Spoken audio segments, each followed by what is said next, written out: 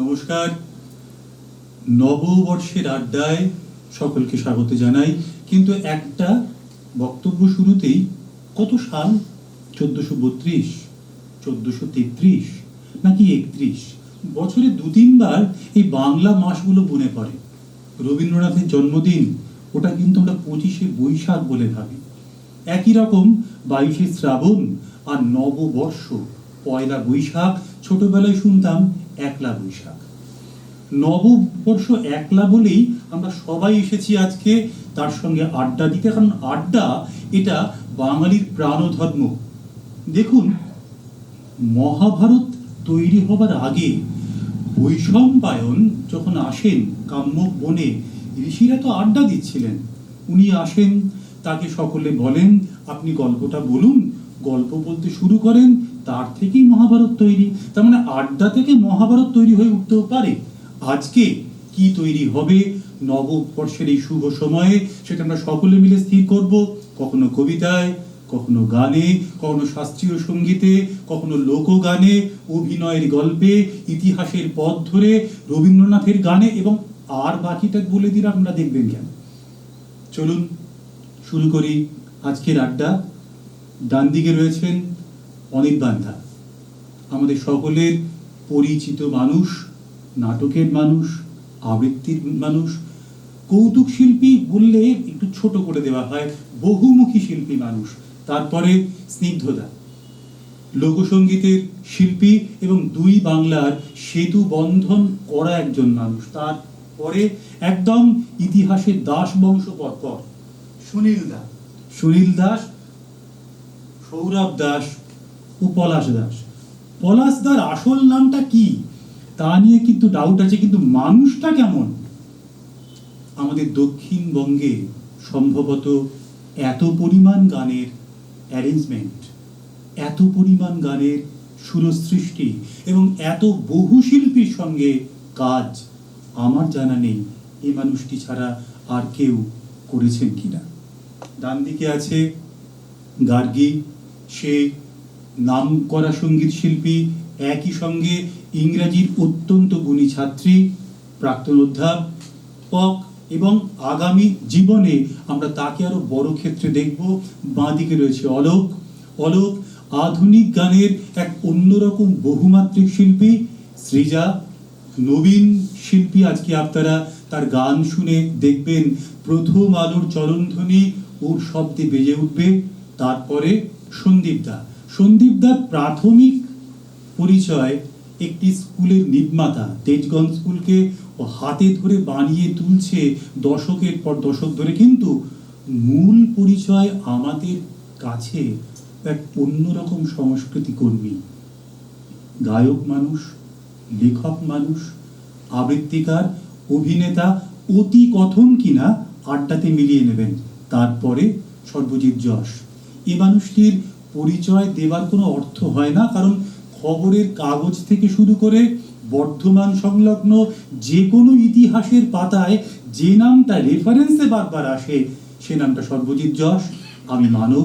চলুন শুরু করব আজকের আড্ডা। শুরু করব অনির্বাণদার কাছ থেকে, কারণ যে কোনো জায়গাতে নবরসের মধ্যে শ্রেষ্ঠ রস যা আমাদের প্রাণিত করে, সেই হাস্যরস আর অভিনয়, এই দুটো ওর সঙ্গে যুক্ত হয়ে যায়। চলুন শুনি যে নববর্ষ নিয়ে ও আজকের আড্ডায় শুরুতে কি বলে।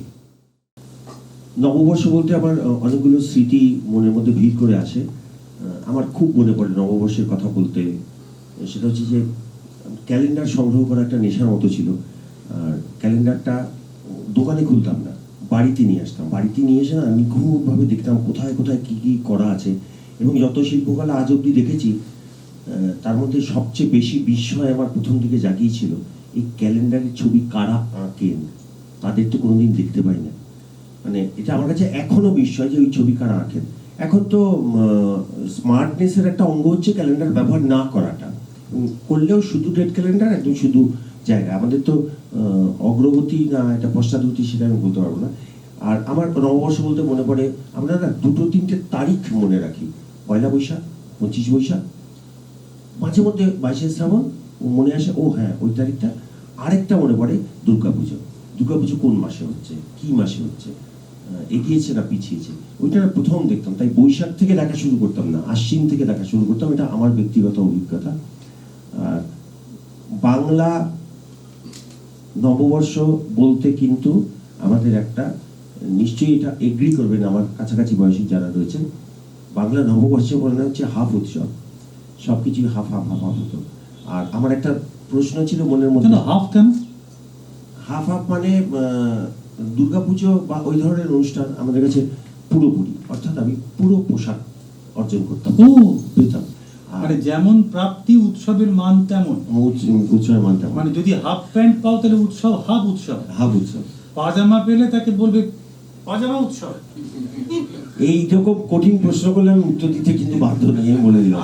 কিন্তু ক্যালেন্ডারে ওই যে লাল দাগগুলো, হ্যাঁ, তুমি তো লাল দাগের খোঁজ করতে, হ্যাঁ। কিন্তু এছাড়া নববর্ষ বললে আর কিছু কি স্মৃতিতে আসে? হ্যাঁ, আর কিছু মানে একটা অদ্ভুত ছবি আমার খুব স্মৃতিতে আসে।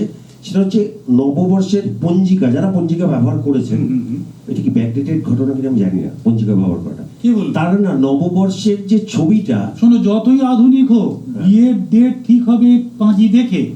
আমার বিয়ের ডেট ঠিক হবার পরে কোনোভাবেই ডেট পাওয়া যাচ্ছিল না, কারণ আমার বড় জেঠু পাঁজি দেখেছিল গত বছরে। ও আচ্ছা।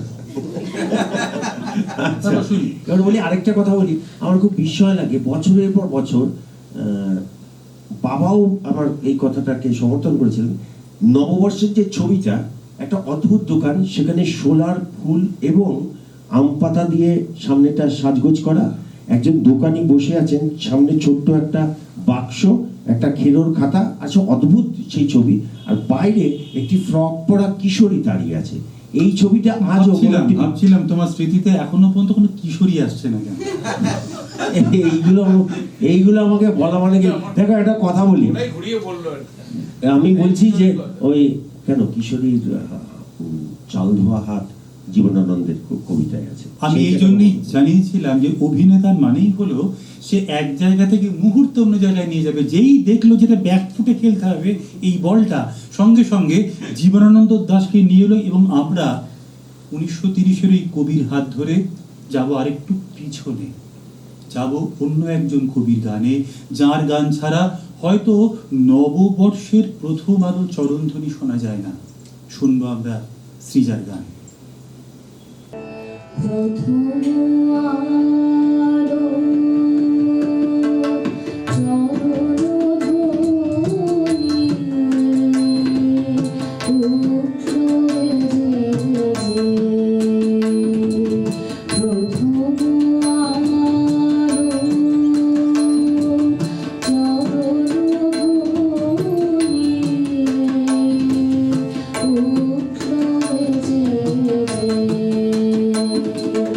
নীল বিনা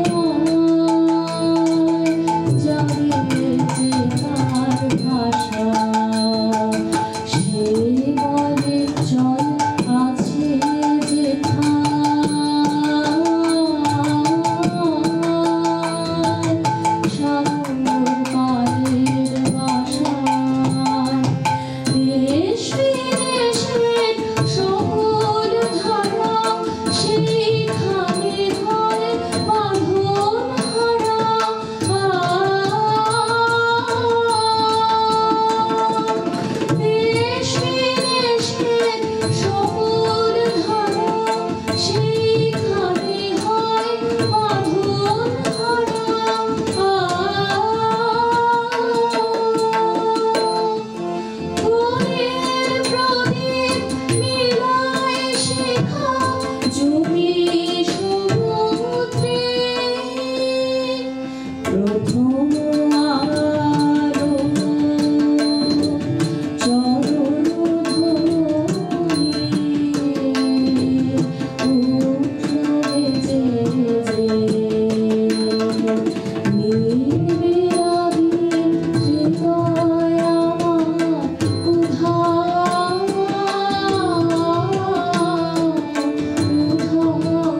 হলো সে প্রভু আমার চরণ ধরি উঠল বেজে আহা, সকালটা গুরু সুগন্ধি হয়ে গেল রে। আসলে বেশ কিছু গান থাকে, যদি গীতবিতানের আমরা পর্যায়গুলো দেখি যেগুলো পরে তৈরি হয়েছে, রবীন্দ্রনাথ যে পর্যায়গুলো নিজে বানিয়েছিলেন তাতে কিন্তু শব্দগুলো আলাদা ছিল। বন্ধু ছিল, প্রার্থনা ছিল, আলো ছিল, গান ছিল। অনেক গান দেখবেন পরপর পরপর গান আছে, প্রত্যেকটা আলো ফুটে ওঠার গান নিয়ে। আলোর অজস্র গান আছে। এই আলো শব্দটা বললেই নববর্ষের দিনটার একবার মনে পড়ে। আমরা সর্বজিৎদার কাছে একটু যাব। সর্বজিৎ যশ বললেই আমাদের কতগুলো শব্দ মনে পড়ে। তার মধ্যে একটা হলো যা হয়েছে এমন, মানে ইতিহাস, অর্থাৎ যার উপরে আমরা আছি এবং যে ভিত্তিটাকে হয়তো ঠিক করে জানি না, তারই অনুসন্ধান এই মানুষটির জীবন সংবাদ। সর্বজিৎদা, এই যে বঙ্গাব্দ নিয়ে একটা আমাদের সাধারণ প্রচলিত তর্ক আছে যে সূর্য সিদ্ধান্ত অনুসারে বরাহ মিহিরের ভাবনা দিয়ে যে সালের গণনা, তাহলে বঙ্গাব্দ একেবারে সেখানে গিয়ে পৌঁছায়, নাকি দেখবেন এখন সামাজিক মাধ্যমে অনেক ভুয়ো তথ্য সম্বলিত পোস্ট আসতে থাকে যে রাজা শশাঙ্কের সময় থেকে এই সংবাদ শুরু হয়েছিল কিনা, আকবর ফসলি সন হিসেবে এটা যোগ করলেন কিনা। অর্থাৎ বঙ্গাব্দ নিয়ে একটা বেশ সাম্বৎসরিক তর্ক দেখবেন কিন্তু সামাজিক মাধ্যমে থাকে। কাজে তর্কটার ভেতরে যে তথ্যের ভিতরে সত্যটা একটু শুনি। সকলকে নববর্ষের শুভেচ্ছা জানাই। মানবদা যেটা বললেন সেটা হচ্ছে নববর্ষটা এলো কোথা থেকে, এই ধরনের একটি বক্তব্যের কথা। গোটা পৃথিবীতেই আমরা দেখি কিন্তু তাদের দেশের নিয়ম অনুযায়ী নববর্ষ পালিত হয়। বিভিন্ন দেশে সেটা বিভিন্ন সময়ে হয়। সব জায়গাতেই যে ইংরেজি মাস জানুয়ারি ধরে হয় এমনটাও নয়। তাদের দেশের নিজস্ব ক্যালেন্ডার, যেটা তারা মানে তাদের পুরনো ক্যালেন্ডার বলে, সেইভাবে মিশর এক সময় হয়, চীনে এক সময় হয়, ভারতে এক সময় হয়, বা ইংল্যান্ডে এক সময় হয়। আমাদের যে বঙ্গাব্দ যেটা বলা হচ্ছে এখন, সেই বঙ্গাব্দটা চালু করলেন কে, এ নিয়ে একটা বিতর্ক আছে ঠিকই। আবার বিতর্কটা সহজভাবে বুঝলে বোঝাও যায়। সেটা হচ্ছে যে নববর্ষ এই জিনিসটা চালু করার পেছনে বিভিন্ন দেশেই যে মূল বিষয়টা খুঁজে পাওয়া যায় সেটা হচ্ছে সে সময়তে চাষবাসটাই ছিল মূল মানুষের পেশা, এবং সেই চাষবাসের জায়গা থেকে স্থানীয় শাসকের ট্যাক্স কালেকশনের সুবিধা, এটাই হচ্ছে মূল বিষয় নববর্ষ বিষয়টার পিছনে। এবং এই জিনিসটা কিন্তু গোটা পৃথিবীতেই বিভিন্নভাবে চালু করেছিল বিভিন্ন শাসক।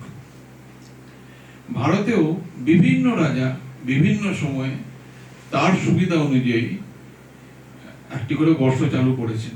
ভারতবর্ষে আমি জানি বিক্রম সংবৎ তার আগেও ছিল, শকাব্দ, তেমনি শকাব্দও ছিল। এখন বঙ্গাব্দের যে ইতিহাসটা যদি আমরা গভীরভাবে দেখি তাহলে তার সূত্রপাত, বঙ্গাব্দ বলতে যেটা বলছি তার সূত্রপাত আমরা অবশ্যই শশাঙ্ক বাঙালি প্রথম বীর যোদ্ধা এবং জাতীয় নায়ক যাকে বলা হয়, তিনি সূত্রপাত করেছিলেন একই উদ্দেশ্যে, সেটা হচ্ছে ট্যাক্স কালেকশন। কিন্তু যে সমস্যাটা হলো সেটা হচ্ছে, যেটা আকবরের সঙ্গে বিতর্কে এসে যায়, এবং অকারণে আমরা শশাঙ্কের সঙ্গে আকবরকে লড়িয়ে দিই অনেক সময়। এখানে কোনো লড়াই নেই আসলে। তার কারণ হচ্ছে যখন ভারতবর্ষে ইসলামী শাসন শুরু হলো ত্রয়োদশ শতক থেকে, তখন ধীরে ধীরে ভারতের পশ্চিম থেকে পূর্ব দিকে তাদের যে ইসলামী যে গণনা, অর্থাৎ হিজরি সনের গণনাটা অনুযায়ী তারা চলতে শুরু করত, এবং সেই চলনটা, সাম্রাজ্যের বিস্তারটা কমপ্লিট হলো কিন্তু আকবরের সময় এসে। মানে একটা প্যান ইন্ডিয়ান সাম্রাজ্য বলতে পারি আমরা আকবরের সময় তৈরি হলো।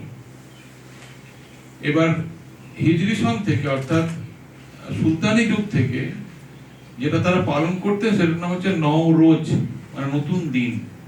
নববর্ষ বলতে ওরা নওরোজ পালন করতেন। ইসলামিক নিয়ম, এটা আরবেও চালু আছে, এখনো চালু আছে। সেইটা ধরে তারা যে বর্ষ গণনাটা করতেন সেটা হচ্ছে, জানেন সবই, সমস্ত ধর্মীয় অনুষ্ঠানগুলো ইসলামিক ক্ষেত্রে চাঁদের ওঠানামা দিয়ে হয়। চান্দ্র মাস, অর্থাৎ 14 দুগুণে 28 দিনে মাস, এবং সেই অনুযায়ী সূর্য মাসের সঙ্গে পার্থক্য হচ্ছে সূর্যের ঘূর্ণন অনুযায়ী 365 দিনে বছর হয়, আর চাঁদের ঘূর্ণন অনুযায়ী আরো 11 দিন কম হয়। এই 11 দিন কম হয় বলেই প্রতি বছর আপনি দেখবেন মহরম ইত্যাদি যেগুলো দেখেন কিছুদিন করে এগিয়ে যাচ্ছে, দেখবেন সময় মিলছে না। গতবার দুর্গাপুজোর মধ্য হয়েছিল, তার আগেবার দিলে মহালয়ার আগে হয়ে গেল, মানে 11 দিন এগিয়ে গেছে। এইভাবে প্রতি বছর এগিয়ে যায়, যেহেতু ওটা হিজরি সন ধরে হয়। এখন হিজরি সনের পেছনে একটা ছোট্ট ইতিহাস বলে দেওয়া দরকার। হিজরি কতটা মানে হচ্ছে রিফিউজি। যেদিনকে মোহাম্মদ নিজের প্রাণ বাঁচাবার জন্য মক্কা থেকে মদিনা রিফিউজি হয়ে পালিয়ে গিয়েছিলেন, সেই দিনটা থেকে একটা বর্ষ গণনা করা, সেটাই হচ্ছে হিজরি সন। এটা চান্দ্র মাস। এই চান্দ্র মাস ধরেই ইসলামিক সমস্ত কাজকর্ম হয়, এবং ভারতবর্ষে যে ইসলামিক শাসন তৈরি হয়েছিল তাতেও কাজকর্মটা হতো। কিন্তু যখন আকবরের সময় বাংলার সঙ্গে সম্পর্কটা অনেক বেশি ভালো হলো, তিনি বঙ্গাব্দের যে একটা ব্যবহার ছিল সেটা তিনি জানতে পারেন, এবং তিনি তার রাজদরবারের দুই সুপণ্ডিত মানুষকে দায়িত্ব দেন। ছিলেন না, সংস্কৃতজ্ঞ পণ্ডিত ছিলেন। এটা মূল বিষয় ছিল যেটা, সেটা হচ্ছে যে এমন, কারণ সমস্যাটা যেটা হচ্ছে প্রতি বছর যেহেতু 11 দিন করে এগিয়ে যাচ্ছে, আকবরের ট্যাক্স কালেকশনের অসুবিধা হচ্ছে।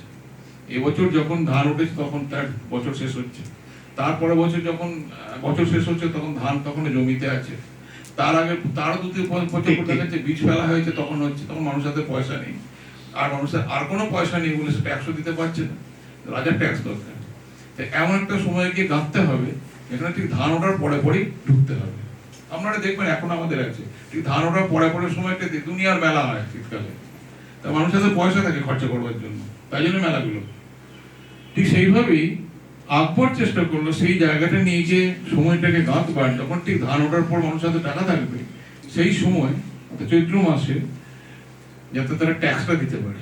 এবং সেটা করতে গিয়ে 365 দিনে যাতে বছরটাকে দাঁড় করানো যায়, যে ব্যবহারটা তার আগে বঙ্গাব্দ হিসাবে বাংলায় চালু ছিল তার সঙ্গে জুড়ে দিয়ে নতুন করে আকবর এই সনটা আবার চালু করলেন, যেটা ইসলামিক শাসনের সময় অব্যবহার্য হয়ে পড়েছিল, বিশেষ করে পশ্চিম ভারত থেকে মধ্য ভারত পর্যন্ত। তিনি পূর্ব ভারতের সঙ্গে এসে দেখলেন যে এর একটা সলিউশন আছে আমার ট্যাক্স কালেকশন, তিনি সেটা নতুন করে আবার চালু করলেন, এবং তার সঙ্গে হিজরি সনের সঙ্গে তিনি সেটাকে আবার সম্পৃক্ত করলেন, যাতে হিসেবে গন্ডগোল না হয় পুরনো হিসেবের সঙ্গে। যার ফলে বছরের শেষে ফাইনালি বছর শেষ হলো, সেই সময় অনুসারে যে টাকা পয়সা আছে, নতুন খাতা, অর্থাৎ পুরনো হিসাবপত্র থাকবে না, হাল খাতা, পুরনো হিসাব সব মিটিয়ে দাও, অর্থাৎ ট্যাক্স সব মিটিয়ে দাও, নতুন করে খাতা শুরু হলো। তাহলে এই যে পদ্ধতি করলো, মজার ব্যাপার হচ্ছে এই যে এর সময় কিন্তু তাও আকবরের সময়ের পরবর্তীকালেও কিন্তু নওরোজ চালু ছিল।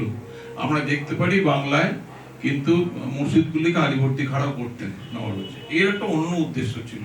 আসলে মুর্শিদাবাদে একটা বড় অনুষ্ঠান হতো, যে অনুষ্ঠানে নতুন দিনটাকে পালন করা হতো, এই নববর্ষটাকে পালন করা হতো, বাংলা নববর্ষটাকে। এবং ইনফ্যাক্ট সেদিনকে বিভিন্ন রাজা মহারাজারা তার নবাবী অঞ্চলে যারা রয়েছে তারা তাকে পয়সা কড়ি ইত্যাদি দিতে আসতেন, এবং তিনিও নতুন নতুন উপাধি, রাজা মহারাজাধিরাজ এসব উপাধি দিতেন। এইভাবেই তারা নবাবীর আন্ডারে কিছু রাজা উপাধি পেতেন অনেকে, এবং এটা একটা আনুষ্ঠানিক একটা ব্যাপার তুলে হয়ে গেল। এবং ধীরে ধীরে আরো পরবর্তীকালে ইংরেজ যুগে হয়ে গেল সেটা কি সাধারণ মানুষের। আমরা সবাই নতুন খাতে আজকে করি ব্যবসা করতে গিয়ে, এবং তার ফলে পদ্ধতিটা সময়ের সঙ্গে সঙ্গে পাল্টালো ঠিকই, পদ্ধতিটা রয়ে গেল। পাল্টালো ঠিকই, কিন্তু অনির্বাণ রাজার মতো কোনো কোনো মানুষ সেই দিন হয়তো ভেবেছেন যে যদি কাউকে মুগ্ধতা আদায় করতে পারি বছরের শুরুর দিনে, তাহলে সারা বছর একই রকম মুগ্ধতা আমার মধ্যে থাকতে পারে। কিন্তু আমরা একটা জিনিস দেখলাম, এই নববর্ষে কিন্তু ইতিহাসের দুটো প্রান্ত মিলে গেল। মিলল সূর্য সিদ্ধান্তের মত, ফসলি সন, হিজরি সন, শাসকের ইচ্ছা আর শাসিত হয় যে তার অভিপ্রায়। এই দুটো যখন মিলতে থাকে তখন আরেকটা গানের জন্য অপেক্ষা তৈরি হয়ে যায়। আমরা শুনবো আরেকটা গান, একই রকম ভাবে রবি ঠাকুরের গান। তারপরে আড্ডা বাড়বে ফসলি সন থেকে হিজরি সন হয়ে লোকগানের দিকে। শুনবো আরেকটি গান। না, তার আগেই অনির্বাণ কিছু একটা বলতে চাইছিল। আমি হাত তুলছিলাম একটা কথা বলার জন্য, আমি শুধু গুলিয়ে দিই না, গুলিয়ে ফেলিও। সেটা হচ্ছে, আমি একটা জিনিস বুঝলাম না, জানুয়ারি মাসে বছর শুরু, ডিসেম্বরের শেষ, আবার আলাদা করে একটা ফিনান্সিয়াল ইয়ার এলো, যেটা এপ্রিলে শুরু মার্চে শেষ। আচ্ছা, এই জানুয়ারি বা এই মার্চ, এই সময় ট্যাক্স আদায়ের ব্যাপারটা কি মানে গোটাটা মানে ঘেটে গেল। এক এক শাসক এক এক সময়ে তার ট্যাক্স আদায়ের জন্য এক একটা ক্যালেন্ডার চালু করেছেন। অনেক রকম ক্যালেন্ডার, কৃষ্ণাব্দও আছে, চৈতন্যাব্দও আছে। তার সঙ্গে ট্যাক্সের কি সম্পর্ক, এটা আমি জানতে চাইবো, এক। আর দু নম্বর কথা বলছি যে বর্ধমানে এই নববর্ষের দিন একটা রাজদরবারে অনুষ্ঠান হতো, সেইটা একটু সমিতির কাছে আমি শুনতে চাইবো যে, এবং সেখানে কি কি উপঢৌকন দেওয়া হতো যারা ট্যাক্সগুলো দিতে আসতেন, এটা আমি একটু শুনতে চাইবো। কিন্তু তারও আগে শ্রীজার গানটা বরং আমরা শুনে নিই। বহে নিরন্তর অনন্ত আনন্দধারা, বহে নিরন্তর অনন্ত আনন্দধারা। বাজে অসীম নবমাঝে মুরারি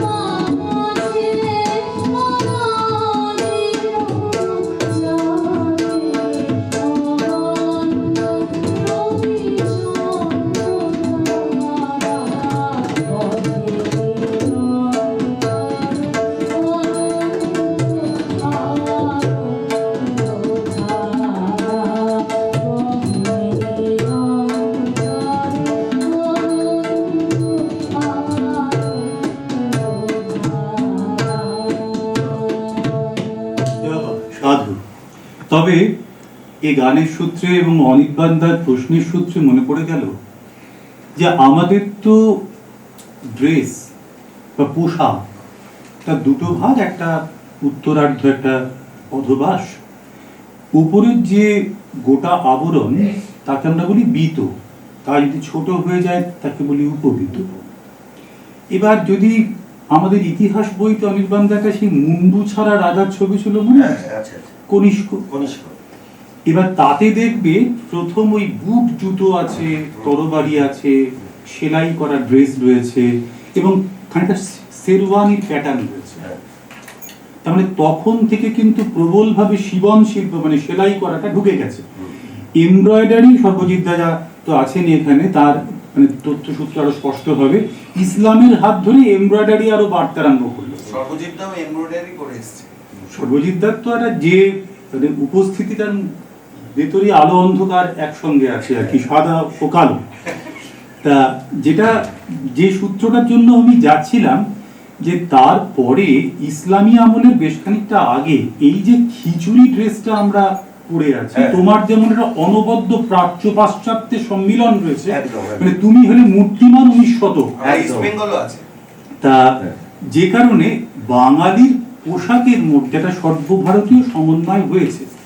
আসলে এটা কিন্তু ঠিক পাঞ্জাবিরা কিন্তু এই পাঞ্জাবিটা পরে না। পাঞ্জাবিরা যেটা পরে, পাঞ্জার যাতে ঢাকা থাকে সেটা কিন্তু এই পোশাকটা। এইটা মূলত দরবারি ড্রেস, অর্থাৎ শাসকদের ড্রেস। আর আমি তুমি যেটা আপাতত আছি পরে, সেটা শাসক, তার সঙ্গে 19 শতকের শোষক অর্থাৎ বেনিয়া সম্প্রদায়, এবং তারপরে এখন আমরা যারা শোষিত অর্থাৎ শিল্পী সম্প্রদায়, এই তিনটে সম্মিলন হলো আমাদের এই ড্রেস। আমরা যাব, তবে তার আগে সন্দীপ দা আমাদের প্রিয় মাস্টার মশাই, কিন্তু সন্দীপ দার একটা অন্যরকম পরিচয় আছে। সন্দীপ দা অনবদ্য আবৃত্তি শিল্পী, অভিনেতা। সন্দীপ দা এই শহরে বা সন্দীপ দার জীবন পর্বের মধ্যে সে অনেকগুলো পর্বান্তর দেখেছে।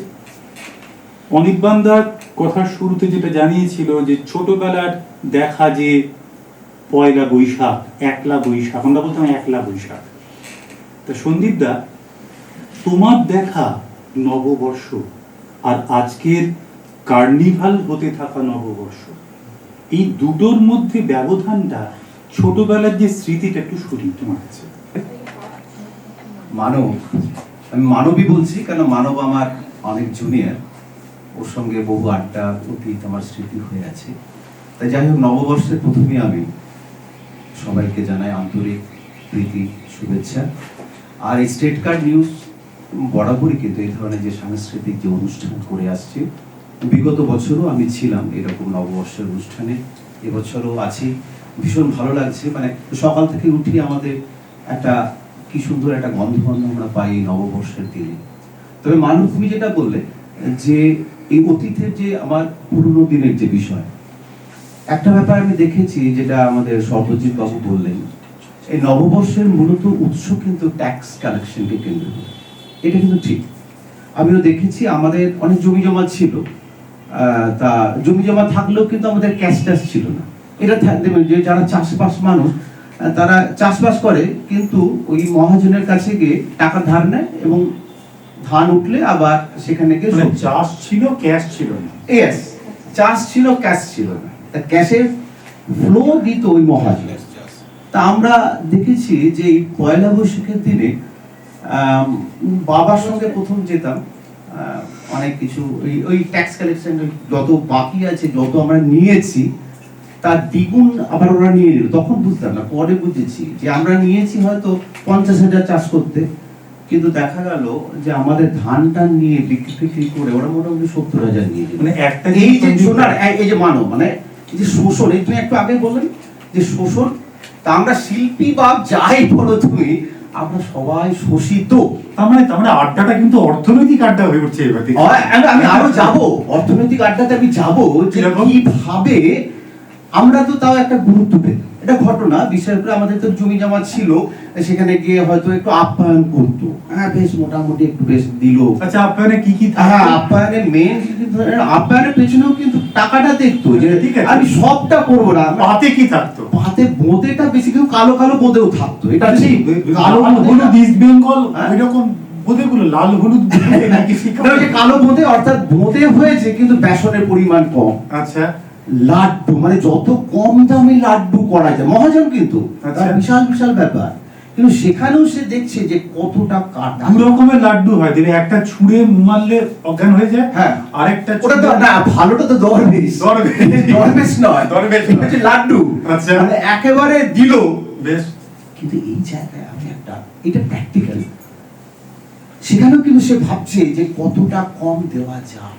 মানে শোষণ নীতি, এই যে দেখা যাচ্ছে যে শাসক সে কিন্তু আমাদের শোষণ করে যাচ্ছে। বেশ।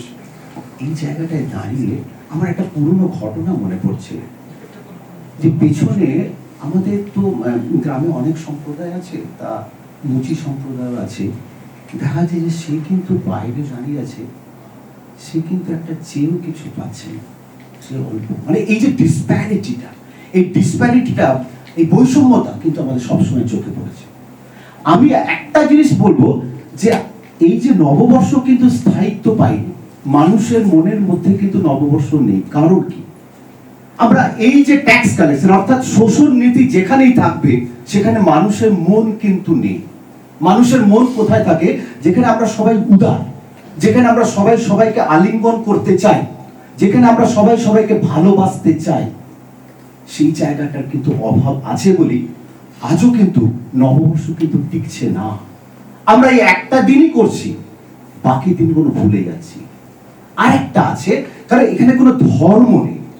আমার যেন মনে হয়েছে বিষয়টা, কারণ নববর্ষের আঙ্গিকটা কোনো ধর্মকে ফেলা হয়নি। যদি কোনো ধর্মকে ফেলা হতো তাহলে আমাদের সাফল্য তো দুটো কারণে নির্ভর করে, আমি দেখেছি আমার এই অভিজ্ঞতা।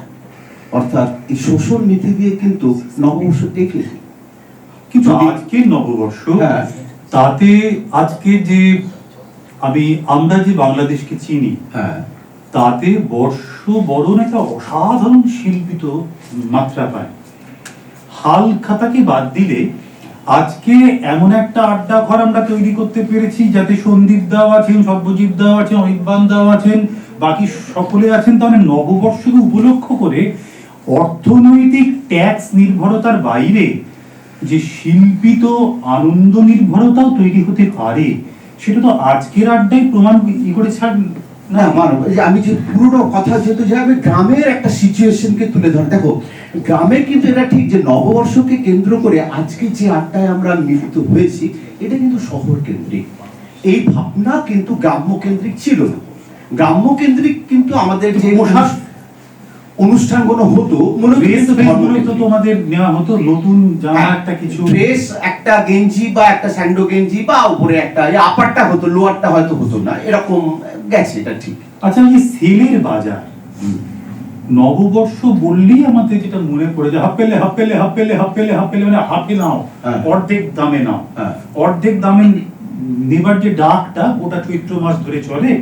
এবং সেলের বাজারে গিয়ে আমরা সারা বছরে 150 টাকায় পাওয়া জিনিস 150 টাকায় খুশি মনে নিয়ে আসি। হ্যাঁ। এই যে বাজারটা আমাদের হয়, সেলের বাজারের কোনো স্মৃতি তোমার কি আছে? আমি বর্ধমানে শিফট করেছি অনেকদিন। সেলের বাজার তো মূলত বর্ধমানেই বাজার, এটা ঘটনা যে আমাদের সারা বছরের বাজারই হয়ে যেত। কিন্তু আজকে আবার কিন্তু থাবা বসিয়েছে, সেই কিন্তু গ্রাস করেছে, কিন্তু বড় বড় মলগুলো গ্রাস। আর কিন্তু সেলের দোকানের লোকেরা কিন্তু এখন কিন্তু চেঁচায় না, মানে তুমি লক্ষ্য করবে কিন্তু এখন দে আর ডিপ্রাইভড।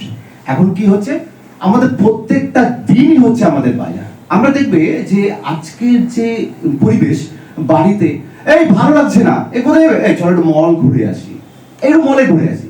ঘুরে আসা মানে হচ্ছে তোমার পকেটটা কিন্তু ওটা যাবি, এটা যাবি।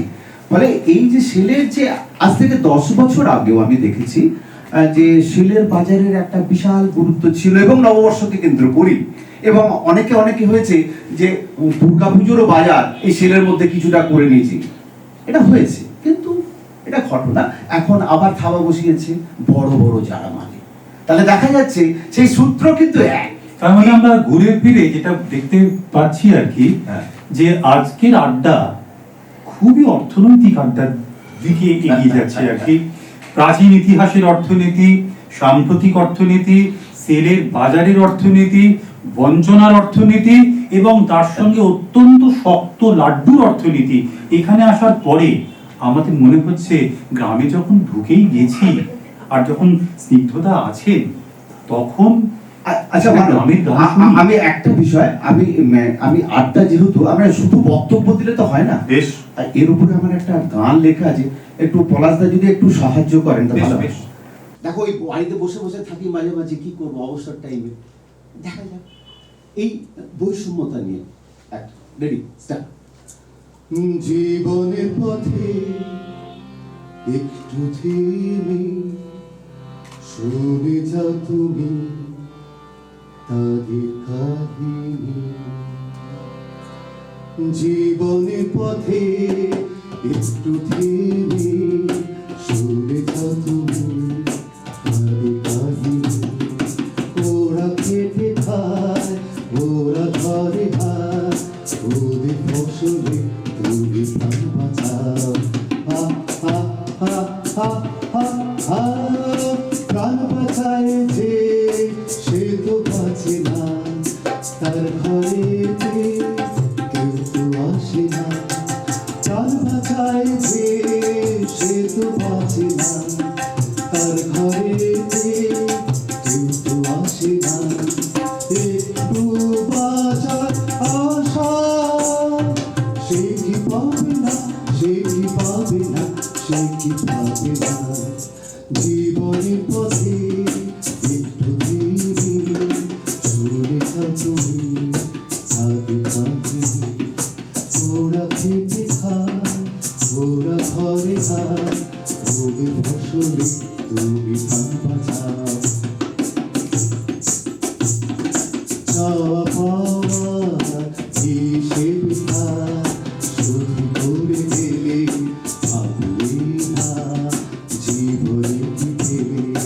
চাওয়া পাওয়া হিসেবে শুধু করে গেলে ভাবলে না জীবনে কি পেলে।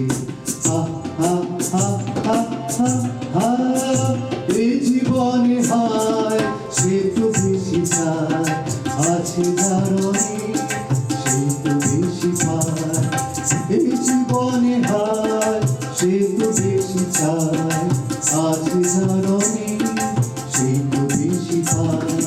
না পাওয়ার যন্ত্রণা তুমি বুঝবে না, তুমি বুঝবে না, তুমি বুঝবে না।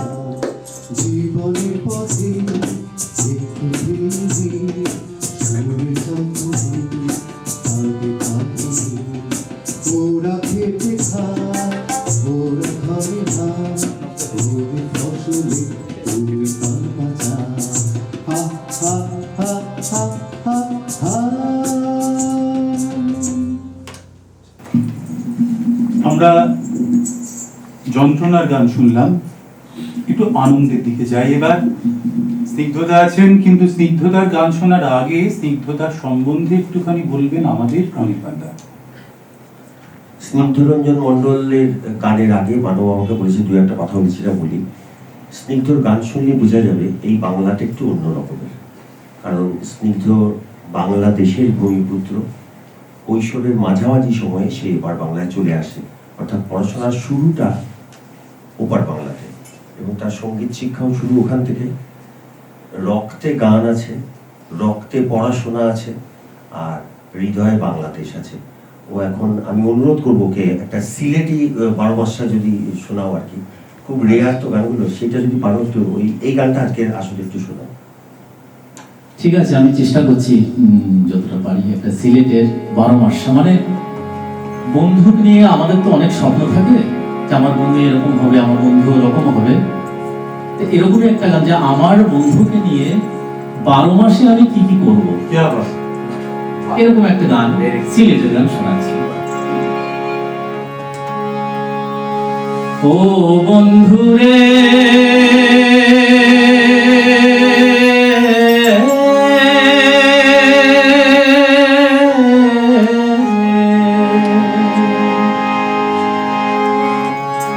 বৈশাখ মাসে আইসো বন্ধু, বৈশাখী গান গাইয়া। বৈশাখ মাসে আইসো বন্ধু বৈশাখী গান গাইয়া বৈশাখ মাসে আইসো বন্ধু বৈশাখী গান গাইয়া তুমি জ্যৈষ্ঠ মাসে আইসো বন্ধু জ্যৈষ্ঠ মাসে আইসো বন্ধু আমজাম কাঁঠাল লইয়া তুমি জ্যৈষ্ঠ মাসে আইসো বন্ধু জ্যৈষ্ঠ মাসে আইসো বন্ধু আম কাঁঠাল লইয়া বৈশাখ মাসে আইসো বন্ধু বৈশাখী গান গাইয়া তুমি বৈশাখ মাসে আইসো বন্ধু বৈশাখী গান গাইয়া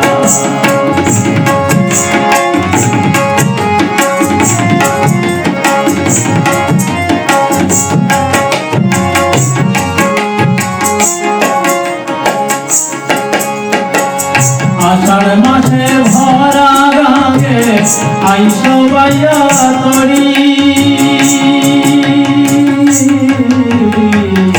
আষাঢ় মাসে ভরা রাগে আইসো বাইয়া তরি শ্রাবণের ওই ধারা রাগে যাইও তুমি ফিরি বন্ধু যাইও তুমি ফিরি আষাঢ় মাসের ভরা রাগে আইসো বাইয়া তরি শ্রাবণের ওই ধারা রাগে যাইও তুমি ফিরি বন্ধু যাইও তুমি ফিরি তুমি ভাদর মাসে যাইও বন্ধু ভাদর মাসে যাইও বন্ধু তালের পিঠা খাইয়া তুমি ভাদর মাসে যাইও বন্ধু তালের পিঠা খাইয়া বৈশাখ মাসে আইসো তুমি বৈশাখী গান গাইয়া তুমি বৈশাখ মাসে আইসো তুমি বৈশাখী গান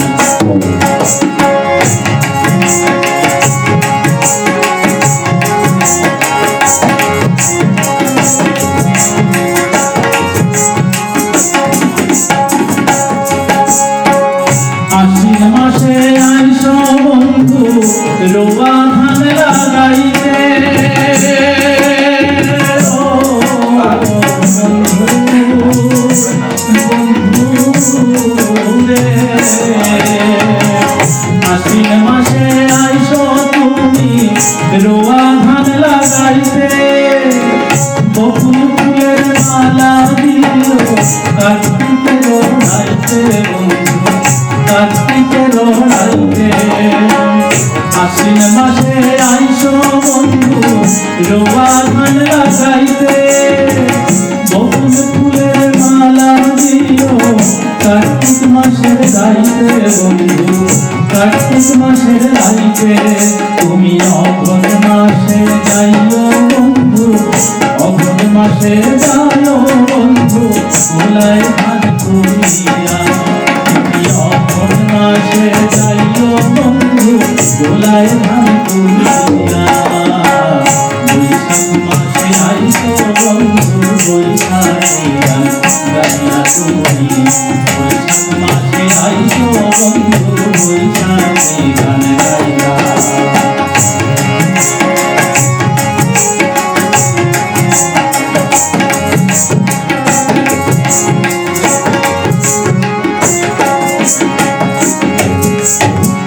পৌষ মাসে আইসো বন্ধু শীতের পিঠা খাইতে পৌষ মাসে আইসো তুমি শীতের পিঠা খাইতে বন্ধু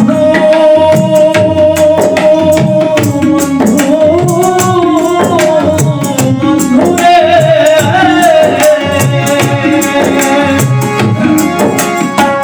পৌষ মাসে আইসো তুমি শীতের পিঠা খাইতে খাইতো না আর দূরের বন্ধু অঘ্রাণ মাসে আইতে বন্ধু খাইতো না আর দূরের বন্ধু দারুণ মাঘের শীতে বন্ধু দারুণ মাঘের শীতে তুমি ফাগুনেতে আইসো বন্ধু ফুলের মতো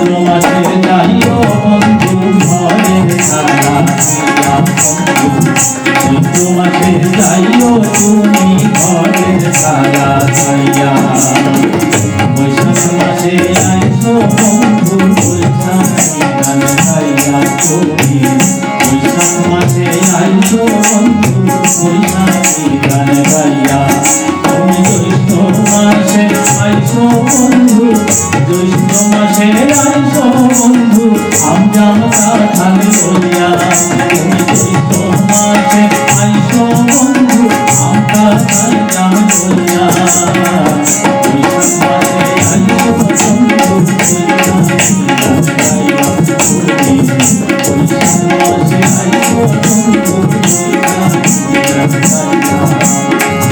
ও বন্ধু রে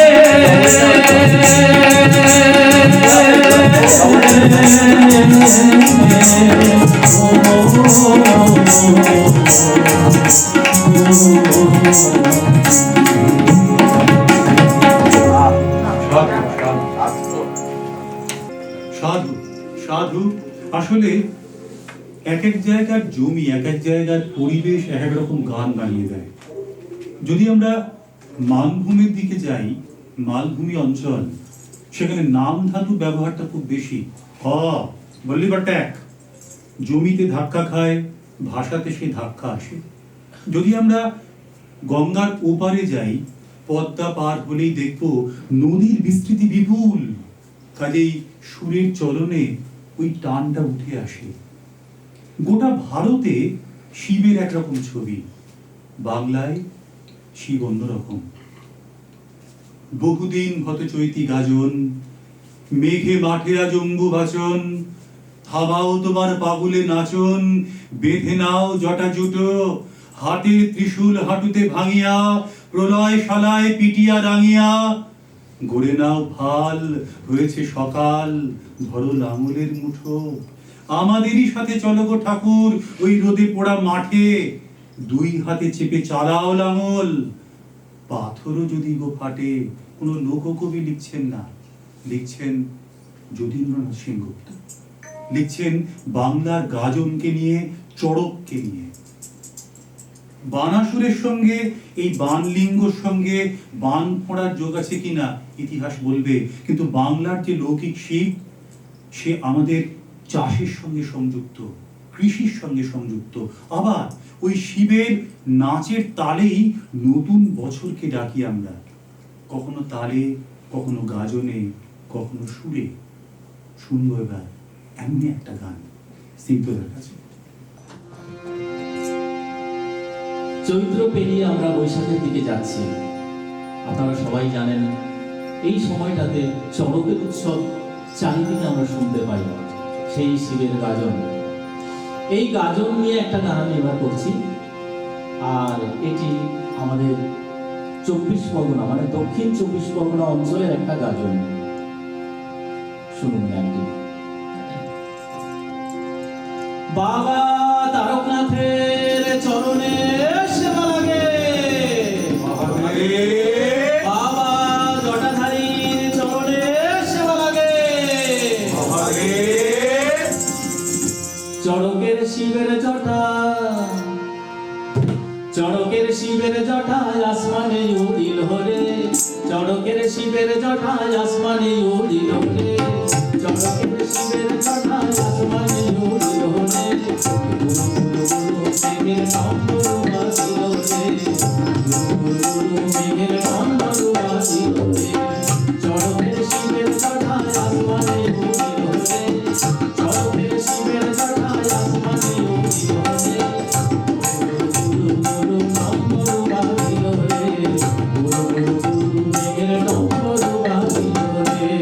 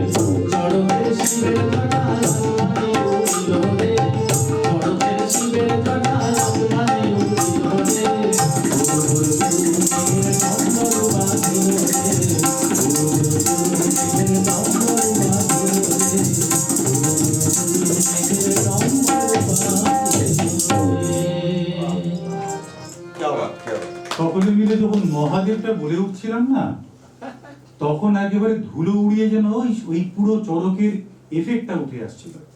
কিন্তু ধুলো থেকে একটু রাজপথে বা যেতে হবে, কারণ অনেক আগে একটা প্রশ্ন এসেছিল যে বর্ধমান রাজ দরবারে এই নববর্ষের দিনে উপঢৌকন আসতো অনেক।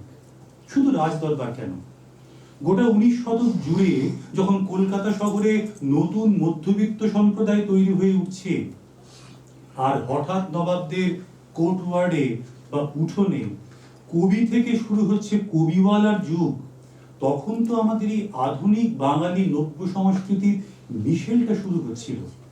তার গল্প শুনবো, তার গানও শুনবো, কিন্তু তার আগে সর্বজিৎ তার কাছে শুনবো এই শহরে নববর্ষের অন্য একটু গল্প। অনির্বাণ যেহেতু শুরুতে বলল যে বর্ধমান রাজবাড়িতে নববর্ষের দিন অনেক উপঢৌকন আসতো, শুধু তাই কি, বর্ধমান নিয়ে অজস্র স্মৃতি, বর্ধমান নিয়ে প্রথম গবেষণাটি যার, শুনি চলুন গিয়ে তার কাছেই। সর্বজিৎ যশ। নববর্ষ বর্ধমানে বিশেষভাবে পালিত হতো, দুইভাবে সেটা বলা যায়। এক, আমি কিছুক্ষণ আগেই বলেছি যে সেই সময় বাংলার নবাবের দরবারে বিভিন্ন রকম উপাধি দান এবং উপঢৌকন প্রদান তাদের পক্ষ থেকে এটা চলত, এবং এইসব যে রাজারা উপঢৌকন পাঠাতেন তাদের মধ্যে বর্ধমান রাজাও একজন। কিন্তু যেহেতু বর্ধমান রাজা নিজের জায়গায় তার দায়িত্ব থাকতো, তাই তিনি নিজে সবসময় যেতেন না, তার কোনো প্রতিনিধি যেত। দীর্ঘদিন আমরা ঠিক পলাশির আগে যদি দেখি আমরা নবাবের সময়, তাহলে দীর্ঘদিন আমাদের যে বর্তমানের বিখ্যাত বর্মন পরিবার, মোহনলাল বর্মন, মানে আমাদের রানী স্কুলের পাশেই যে ক্লাব, তার পাশেই যে বাড়ি মোহনলাল বর্মন এখনো বাড়ি আছে, তার পরিবার থাকেন সেখানে। এই মোহনলাল বর্মন বর্ধমান রাজের সঙ্গে নবাবের যে সম্পর্ক সেটাকে রক্ষা করতেন এবং এখানকার উপঢৌকন নিয়ে যাওয়ার দায়িত্বটা ওনারই থাকতেন। তার নাম আমরা সব শুনেছেন, কারণ সেই পলাশির বিখ্যাত যুদ্ধে 4 জন সেনাপতির নাম আমরা শুনতে পাই, মীর জাফর, মীর কাসিম, মোহনলাল এবং মীর মদন। এই যে মোহনলাল, ইনি কিন্তু বর্ধমানের লোক।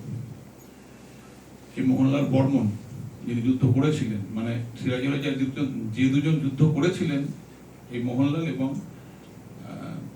মীর মদন যুদ্ধ করেছিলেন, মীর জাফর এবং মীর কাসিম যুদ্ধটা ইনভলভ হননি। এবং খুব ইন্টারেস্টিং ব্যাপার, যখন তার আগে যখন 1 বছর আগে যখন সিরাজ যখন আলীনগরের সন্ধির আগে যখন কলকাতা আক্রমণ করছে এবং ক্লাইভ যখন পালিয়ে গিয়ে ফলতায় আশ্রয় নিচ্ছেন, এই ফলতায় থাকার সময় তখন তো ফলতায় লোকজন নেই, ফাঁকা জায়গা আর কি, তখন ক্লাইভের পুরো সৈন্যবাহিনীর খাবার দাবার, কাঁচা সবজি সেটার সার্ভিস দিয়েছিলেন কিন্তু এই মোহনলাল। এটাও একটা মজার ব্যাপার। এবং তারপর তিনি যুদ্ধ করেছিলেন আবার সিরাজের পক্ষে হয়ে, এবং এই কাজটা ইনি বর্ধমানের রাজার হয়ে বিভিন্ন উপঢৌকন নিয়ে যেতেন, এই কাজটা করতেন। আর উল্টো দিকে বর্ধমানের রাজা, আপনারা জানেন যে যেটা পরবর্তীকালে আমরা জমিদারি প্রথা বলছি, সেই জমিদারি প্রথার মূল যিনি উদ্যোক্তা, খুব অবাস্তবভাবে এই জন্য বলছি, বর্ধমানের রাজা তেজচাঁদ, যিনি 8খানা বিয়ে করেছিলেন এবং সবসময় সাংসারিক গোলযোগের মধ্যে থাকতেন, এবং তার পুত্র প্রতাপচাঁদকেও নিয়ে তিনি খুব ব্যতিব্যস্ত ছিলেন। কিন্তু এই লোকটা একটা খুব গুরুত্বপূর্ণ কাজ করেছিল। সে কাজটা হচ্ছে, যখন 1793 চিরস্থায়ী হয়ে গেল, তার কয়েক বছর পরে 1798 তিনি পত্তনিদারি প্রথা চালু করেছিলেন। এই পত্তনিদারিটাই হচ্ছে কিন্তু আসলে চিরস্থায়ী সিস্টেমটা, জমিদারি সিস্টেমটা, এবং ইংরেজরা সেটা গ্রহণ করেছিল। এবং তারা 1819 সালে, যেটাকে আমরা বাংলায় বলি সপ্তম আইন বা অ্যাক্ট 7, এর মাধ্যমে শেষ পর্যন্ত এই তেজচাঁদের যে প্রপোজাল, সেটা পুরোপুরি ইংরেজ সরকার আইন হিসাবে প্রয়োগ করলো ভারতবর্ষে। সেইতে তেজচাঁদের জমি সংক্রান্ত কাজে একটা বড় ভূমিকা ছিল। এটা বললাম কেন, এই যে পত্তনিদারি প্রথাটা এলো, তার ফলে যেটা হলো, কয়েকটা পরপর ধাপে ধাপে জমিদারি, মানে যেটাকে আমরা জমিদারি সাধারণত বলি আর কি, বর্ধমানের জমিদার একমাত্র বর্ধমানের রাজা, আর কেউ জমিদার নয়। গ্রামে গঞ্জে যে জমিদারের নাম শোনেন, এগুলো কেউ জমিদার নয়। এটা সব পত্তনিদারি প্রথার একটা ভাগ। সে পত্তনিদার, দল পত্তনিদার, গ্রাম পত্তনিদার, স্টেজ ভাগ ছিল। এবার বেশিরভাগই হচ্ছে গ্রাম পত্তনিদার। গ্রামে গ্রামে যে দেখেন একটা করে বড় বাড়ি দেখি লোকে বলে জমিদার বাড়ি, আসলে এরা গ্রাম পত্তনিদার। মানে হচ্ছে গ্রামের ট্যাক্সটা তুলে রাজাকে দিতে আসতেন। ধাপে ধাপে উঠবে। এই দিতে আসার সময়টা ছিল বৈশাখ মাস নাগাতে শুরুতে, এবং এরা চৈত্রের শেষ দিকে আসতেন। তাদের থাকার জায়গা ছিল রাজার যে গেস্ট হাউস, অর্থাৎ বর্তমানে ভূমি এবং ভূমি সংস্কার অফিস, যেটা উমেন্স কলেজের পাশে। এবং মজার ব্যাপার হচ্ছে ট্যাক্স ফ্যাক্স দেওয়ার পর তাকে একটু বিনোদন বিনোদন দিতে হবে। এবারে আমরা খুব বেশি আলোচনা করতে যাবো না। হ্যাঁ, যার জন্য সামনে মহাজন টুলি, রাত্রেবেলায় ওখানে বিনোদন, এবং সকালবেলায় আবার বাবু মোচা দিয়ে জুড়ি গাড়ি করে গ্রামে জমিদার ফিরে যেতেন আবার। এই হচ্ছে বর্তমানের ওই যেটা বললেন উপহার, বর্ধমান রাজ্যের উপহারটা এরকম ছিল। তবে একটা ব্যাপার কিন্তু এসে যাচ্ছে দাদা, সেটা হলো যে এই যে অনির্বাণদা বললেন, সন্দীপদা বললেন, আপনার শব্দে হলো হাল খাতা শব্দটা, মানে গত বছরের ধার বাকি কিছুটা শোধ হলো বা মিটলো। তার মানে আমরা কিন্তু বংশানুক্রমে বেশ বেশ ধারালো জাতি। মানে আমরা মোটামুটি ধার বাকিতে সংসার চালিয়ে যাওয়া, মানে বন্ধ হবে না, এই ধারালো জাতির বাক্য অনুযায়ী মনে পড়ে গেল সামাজিকতা, তার থেকে উৎসবকে নান্দনিকতা এদিকে নিয়ে যাওয়ার ক্ষেত্রে 19 শতকে 2-3টি পরিবার সব থেকে বড় ভূমিকা নিল। তার মধ্যে একটি হলো জোড়াসাঁকো ঠাকুর পরিবার।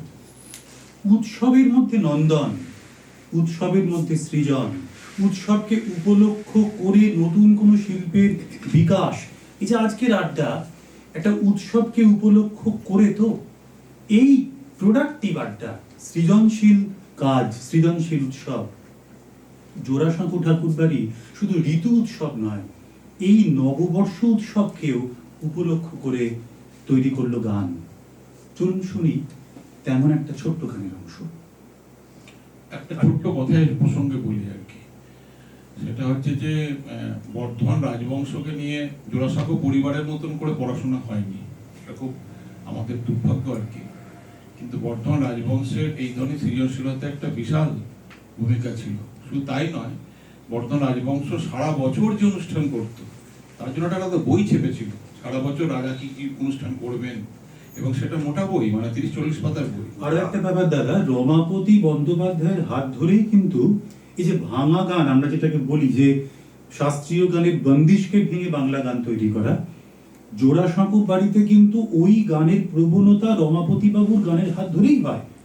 অর্থাৎ গোটা বাংলাতে মানে 19 শতকে আমরা যে ভাঙা গানের প্রবল একটা কল্লোল পাই, সেটারও কিন্তু শুরু বর্ধমান থেকে। এই প্রসঙ্গে বলি, আরেকবার আপনার সঙ্গে আলোচনা হয়েছিল প্রথম রাজবাড়িতে বসে এই বিষয় নিয়ে বহু বছর আগে, মনে পড়ছে নিশ্চয়ই। সেটা হচ্ছে যে বর্ধমানেও কিন্তু আমাদের যে এই নববর্ষকে উপলক্ষ করে লক্ষ্মীনারায়ণ জিউ মন্দিরে একটা অনুষ্ঠান হতো, ঠিক। এবং সেই অনুষ্ঠানে পলাশদা ছিল, অনির্বাণও ছিল, বহুদিন আগে একটি অন্য চ্যানেলে আমরা করেছিলাম। এবং সেখানে কিন্তু বিষ্ণুপুরী ঘরানার যে বিখ্যাত গায়ক আমাদের, যে ধ্রুপদ হতো সেখানে, হ্যাঁ, যে বন্দ্যোপাধ্যায় মহাশয়, তিনি কিন্তু ওই লক্ষ্মীনারায়ণ জিউ মন্দিরের চাতালে বসে গান গাইতেন। বর্ধমানের রাজা লক্ষ্মীনারায়ণ জিউ মন্দিরের উপরটাতে বসে থাকতেন, এবং চারিদিকে যে ছোট ছোট ফুটো করা আছে, যে জাফরিগুলো আছে, সে জাফরি থেকে বাড়ির মেয়েরাও সে অনুষ্ঠান দেখতে সুযোগ পেত, এবং নিচে সভাসদরাও থাকতো।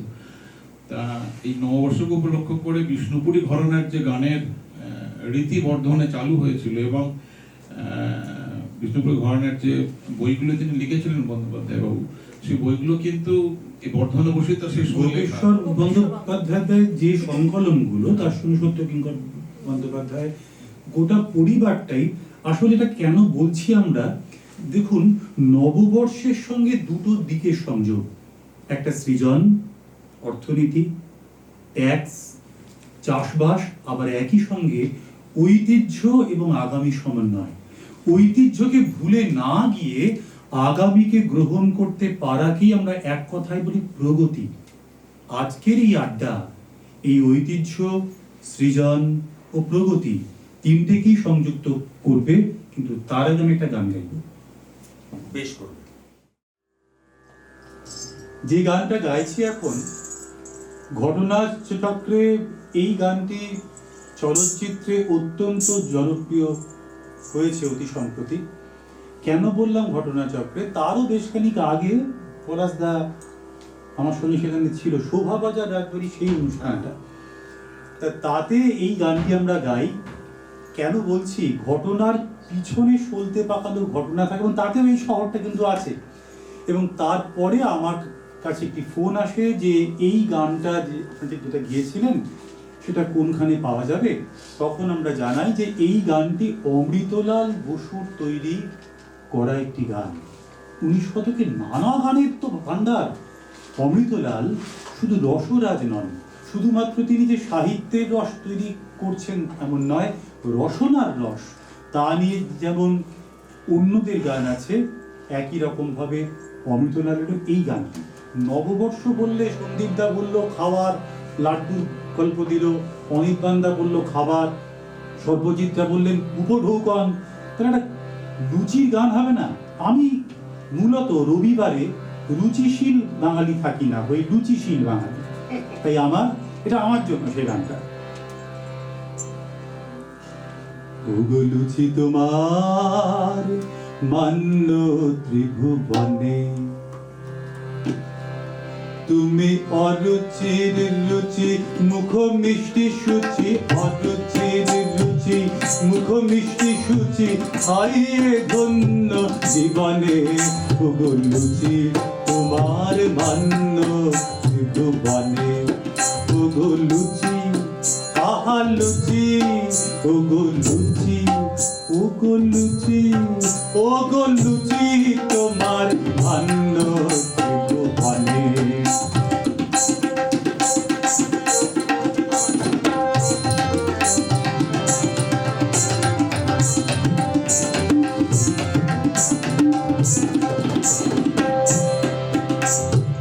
তব যায় আসে কচুরি সুন্দরী, তব যায় আসে কচুরি সুন্দরী, খাস্তা বললে আহা, খাস্তা বললে আহা বড় সে আদুরি। তব যায় আসে কচুরি সুন্দরী, খাস্তা বললে আহা বড় সে আদুরি। পার্বণে পূজায় রাজায় প্রজায়, পার্বণে পূজায় রাজায় প্রজায়, পার্বণে পূজায় রাজায় প্রজায়, আনে তোমায় ভবনে। ওগো লুচি তোমার মান্য ত্রিভুবনে, ওগো লুচি আহা লুচি, ওগো লুচি আহা লুচি, ওগো লুচি তোমার মান্য ত্রিভুবনে, ওগো লুচি তোমার মান্য ত্রিভুবনে। আসলে সমস্ত রসের শুরু তো রসনায়। এবারে যার গল্পের দিকে যাব আমরা, সে মানুষটি সত্যি করেই বহুধা বিচিত্র শৈলীতে অভ্যস্ত। স্ট্যান্ড অ্যালোন কৌতুক শিল্পী বললেই আমাদের যে চিরন্তন মুখগুলো মনে পড়ে যায়, ভানু, জহর। হয়তো দুটো কলার তুলে বলা যায় আমাদের শহরে একজন মানুষ তার উত্তরসূরি আছেন। অভিনেতা, বিচিত্র অভিনেতার ঝুলি, কিন্তু এত ভূমিকা করছি কেন? অনির্বাণদার কাছে গল্পটা শুনলেই তো হয়। চলুন শুনি। যতখানি ভূমিকা করলেও ততটা যোগ্যতা আছে কিনা আমার নিজের মনেই সন্দেহ আছে। আমি একটা বরং এক কাজ করি, আড্ডা তো একটা জোক বলি বরং। তার আগে একটুখানি একটা দুটো কথা, সেটা হচ্ছে অনেক বড় বয়সে এসে বুঝলাম অনেক স্বপ্ন দেখতাম কিন্তু কিছু পারতাম না বাস্তবে। যেমন স্বপ্ন দেখতে তো পারতে, হ্যাঁ স্বপ্ন দেখতে পারতাম, ওটাই তো আসল। চশমা ছাড়াই দেখতাম, যাই হোক। আর না ঘুমিয়েও স্বপ্ন দেখতে পারতাম। পড়াশোনা করতাম না, আসলে পারতাম না করতে, কিন্তু ভেতরে ভেতরে একটা রেলা খুব কাজ করতো। কি বলছে পড়াশোনা, ডাক্তার ইঞ্জিনিয়ার, একটা আর্টিস্ট হয়ে জন্মেছি, এরকম একটা ভাব আমার মধ্যে চিরকাল ছিল। আর্টিস্ট হয়ে জন্মেছো না? হ্যাঁ, জন্মেছি। তারপর আর্টিস্ট হয়ে জন্মেছি আমি বর্ন আর্টিস্ট। তো এইটা ভাবতাম বলে ভাবতে একটা সময়ে গিয়ে কিন্তু আমি সত্যি রূপালী পর্দায় প্রবেশ করার সুযোগ পেলাম, এবং সেটা খুব সহজ ছিল না, লড়াইটা খুব কঠিন ছিল। মানে আমাকে কোনো নাটকের দলে সদস্যপদ দিয়ে তুই আমাদের সঙ্গে দল কর, এই প্রস্তাবটা কেউ দেয়নি। আমাকে সবাই অ্যাঙ্কারিং করতে ডাকতো, অর্থাৎ সব শিল্পী ঠিক হয়ে গেল, তারপর অ্যাঙ্কার হিসেবে নিয়ে আসার জন্য, কথা বলার জন্য নিয়ে আসতো। তো আমি পরে বুঝলাম আসলে এই কাজটা করার লোক নেই, চল এটাকে শিল্প করি। তো মা সরস্বতীর কৃপা ছিল, সেটা শিল্প হয়েও গেছে। সেই ভরসা থেকে আমি গেলাম টেলিভিশনে ইন্টারভিউ দিতে। আমি ক্লাসে 35 জন স্টুডেন্ট থাকলে 30-40 আমার র্যাঙ্ক থাকতো। আমি যেদিনকে আমার রিয়েলিটি শোয়ে চান্স পেয়ে 20 জনের মধ্যে এলাম, তারপর ক্যামেরার সামনে যাব, তখন ডিরেক্টর এসে প্রথমে হাততালি দিয়ে বললেন, আপনারা 39,800 প্রতিযোগীকে হারিয়ে এখানে এসেছেন। তখন আমার মনে ছিল আমি বর্ন আর্টিস্ট। সেখান থেকে আমি সুপার 8 পর্যন্ত গেছিলাম, এটা ওয়াজ সেমিফাইনাল। তার একটা সুপার কিছু শুনি আমরা এবার। শোনো তাহলে বলি। একটা মুরগি ছুটছে, তার পেছনে একটা মোরগ ধাওয়া করেছে। একটা মুরগি ছুটছে, পেছনে একটা মোরগ ধাওয়া করেছে। মুরগিকে মোরগ ধাওয়া করবে, এটা তো স্বাভাবিক কথা। প্রচন্ড জোরে ধাওয়া করেছে, গ্রাম, শহর, নগর, কমকমে এভিনিউ, হাই রোড। মুরগিটা স্যাট করে একটা লরির তলা চাপা উঠে মরে গেল। মোরগটা তখন কপাল থাপড়ে বলছে, দেখছো কি সত্যি লক্ষ্মী মুরগি, হালায় জান দিল তবু এক পিস ডিম দিল না মাইরি। এইটা একটা ছিল। আরেকটা ওই পশু পাখিদের নিয়ে আমার যোগ বলতে ভালো লাগলো। হঠাৎ দেখি একটা ছাগল দৌড়ে দৌড়ে আসছে, স্যাট করে আমার সামনে এসে দাঁড়িয়ে গেল। কি হয়েছে? বাঘে তাড়া করেছিল। হ্যাঁ, মিথ্যে কথা বলছিস না। বাঘে ধরলে তোকে না কামড়ে না খেয়ে ছেড়ে দিয়েছে, মিথ্যে কথা বলছিস। একটু আঁচড়ে দেয়নি? বলে না, উল্টে আমার কুশল জিজ্ঞাসা করলো, আমি কেমন আছি, আমার বাবার মা কেমন আছে, আমার বাড়ির লোকজন কেমন আছে, আমাদের কথা মনে আছে তো? কি বলছিস, এটা হতে পারে নাকি কোনোদিন? মিথ্যা কথা বলছিস। বললো, বিশ্বাস করো, তুমি জানো না বস, সামনে জঙ্গলে নির্বাচন আছে। তবে একটাই সন্দেহ হচ্ছে যে তুমি সমস্ত রকম যোগগুলো বলছো আমার দিকে তাকিয়ে, এবং আমার দিকে তাকিয়ে প্রথমেই তোমার মুরগি শব্দটা মনে হলো, তারপরেই তোমার ছাগল শব্দটা মনে হলো, এবং তুমি আমার দিকে তাকিয়েই বললে যে আমার না পশু পাখি যোগ বলতে বেশি ভালো লাগে। এটা এর মধ্যে ডেফিনেটলি আমি নেই কোনো নিশ্চয়ই বেশ, আমি তাহলে একটা মানুষের যোগ বলছি। যাক বাবা, হ্যাঁ, মানুষের যোগ বলি আমি। এবারে সর্বজিৎটার দিকে তাকিয়ে বল। হ্যাঁ, একটা সর্বজনীন তাকিয়ে বলছি। এটাও কিন্তু ভয়ানক আপত্তিকর। হ্যাঁ, এতক্ষণ পর্যন্ত পশুর চোখগুলো আমার দিকে তাকিয়েছিল, এখনই মানুষের চোখ এলো, প্রভাসদাও বলছে যে মুখটা পাল্টে ভাবে। না না না, ঠিক ঠিক ঠিক ঠিক ঠিক আছে। আমি মানুষের যোগ বলছি, সেটা হচ্ছে যে বিয়ের পরপর বউকে নিয়ে বিদেশে গেছি, সেই দেশটাতে যেখানে স্ট্যাচু অফ লিবার্টি আছে। মানবের দিকে তাকাও। হ্যাঁ, তো স্ট্যাচু অফ লিবার্টির নিচে বসে আছি খুব ঘনিষ্ঠ হয়ে। হঠাৎ করে আমার মিসেস আমাকে জিজ্ঞাসা করছে, দেখো মশালের আলোটা এত কম কেন? আমি এদিক ওদিক তাকিয়ে বললাম, ভালোই তো, আলো যত কমবে লিবার্টি তত বাড়বে। যাই হোক, এইসব যোগ বলতে গেলে তো অন্যান্য একটু গাম্ভীর্যটা কমিয়ে যায়। কেন কোনো গম্ভীর যোগ হওয়া সম্ভব না? গম্ভীর যোগ হওয়া সম্ভব, কিন্তু আসলে স্ট্যান্ড আপ কমেডিটা দাঁড়িয়ে বললেই ভালো। তো বসে বসে বলছি তো, এটা তো একটা। আসলে দেখো, তুমি যেহেতু স্কুলের শেষ বেঞ্চের ছাত্র, তো তোমার স্কুল জীবন দীর্ঘদিন কেটেছে দাঁড়িয়ে, কিন্তু হ্যাঁ। আমরা এখানে যাদের সঙ্গে আছি তারা স্কুলের প্রথম বেঞ্চের ছাত্র, তারা সকলে বসে বসে থেকেছে। আমরা মাঝখানে আছি, মানে মাঝের বেঞ্চে আমরা থাকতাম, দাঁড়াতাম মাঝে মধ্যে, বসতাম মাঝে। না, এটা সবসময় ঠিক নয়। আমাকে লাস্ট বেঞ্চে বসতে হতো। বসতে হতো মানে আপনার জায়গাটা ছিল শুরুর দিকে আর কি। আমাদের টাউন স্কুলের নিয়মই ছিল হাইট অনুযায়ী বসা। বেশ, তাহলে আমরা পরের গানে যাব, কিন্তু তার আগে একটা ঠিক লঘুও নয় আবার গম্ভীরও নয়, মাঝামাঝি মধ্যবিত্ত কোন একটা। আচ্ছা, মধ্যবিত্ত একটা কথা বলি। এই বেঞ্চের কথাটা বলতে, একটা ইংরেজি আমি খুব দ্রুত শিখে গেছিলাম স্কুলে ভর্তির সঙ্গে সঙ্গে, স্ট্যান্ড আপ দ্য বেঞ্চ। এই ইংরেজিটা খুব তাড়াতাড়ি শিখে গেছিলাম, ওটা আমি এখন ছেলে মেয়েকে বলি, কেউ দাঁড়ায় না। তো আমাকে একদিন যথারীতি, এটা যথারীতি আর কি, আমাকে বেঞ্চে দাঁড় করিয়ে দেওয়া হয়েছে। আবার হঠাৎ দেখি আমাকে বেঞ্চের উপরে দাঁড় করানো হয়েছে, এই পর্যন্ত ঠিকই আছে। তারপরে হঠাৎ দেখি আমার বাবা ঢুকছে ক্লাসরুম, আমি স্যাট করে নিচে নেমে বসে গেলাম, আর বাকিটা সবাই উঠে দাঁড়িয়ে গেল। আর একজন গার্জিয়ান এসছেন, তো তার সম্মানে তো সবাই উঠে দাঁড়াবে। এবারে স্যার বলছেন, দাঁড়, কোথায় গেল? এ অনির্বাণ কোথায় রে? স্যার এখানে। তুই নামলি কেন? মানে আমি নেমে গেছি, এবারে সবার হাইটটা তো মিশে গেছে, খুঁজে পাচ্ছে না। আমি স্যারকে বাইরে বেরিয়ে এলাম, স্যার এটা খুব খারাপ করলেন জানেন তো? তো কেন? আপনি খেলালেন, আবার বাড়ির খেলানোটা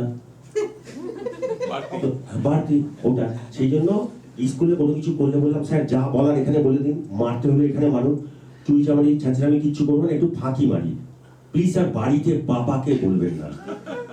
আর এখন আমি বাবাকে বলার জন্য অনেক কথা খুঁজে পেয়েছি, বাবা নেই। আমরা একটু আগে শুনছিলাম যে অভিনেতার প্রথম ধর্মই সম্ভবত মুহূর্তে একটা করে মেজাজ বানিয়ে দেওয়া, মেজাজটাকে ভাঙতে পারা। অনিক বান্দা এই শেষ ছক্কাটা মারবে আমরা আশা করিনি, তবে এই সিরিয়াস মুডটাকে নিয়ে একটা মধ্যবিত্তের গান শুনব, যার গান আমার আপনার স্মৃতির সঙ্গী, যার গান এই নববর্ষের দিনেও হয়তো কোনো না কোনো জায়গাতে বাজবে। শুনবো আমরা মান্নাদের গান, কিন্তু শুনবো আমাদেরই কাছের শিল্পী অলোকের গলায়। জাগো নতুন প্রভাত জাগো, সময় হলো। জাগো নতুন প্রভাত জাগো, সময় হলো। জাগো নবদিন মনি অন্ধ তিমির দ্বার, হলো হে হলো নতুন প্রভাত জাগো, সময় হলো। জাগো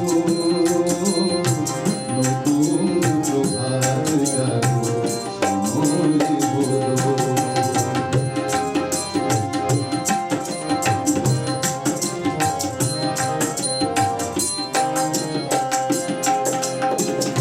অন্তরে অন্তরে দাও আলো দাও, কালিমা কলুষ যত মুছে দিয়ে যাও।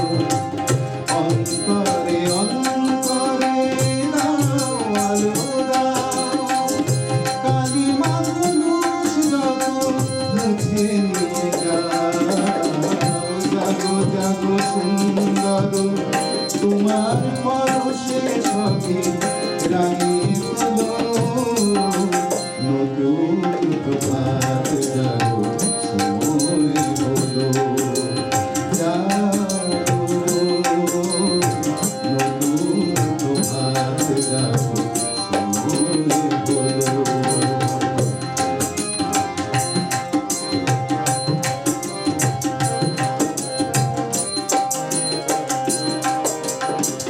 জীবনে জীবনে ঝড় সূর্য সুধা, নবারুণ মাধুরীতে ভরো সুধা।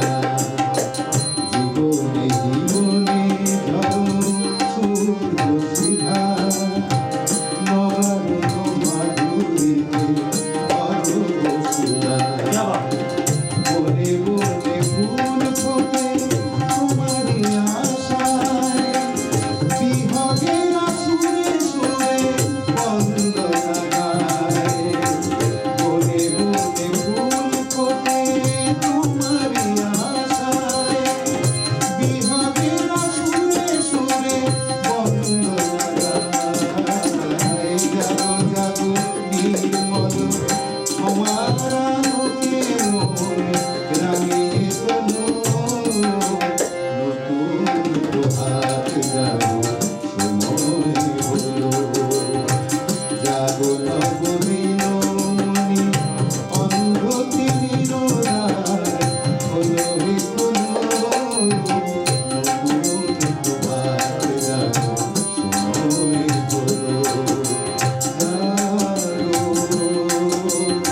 নতুন প্রভাত জাগো, সময় হলো।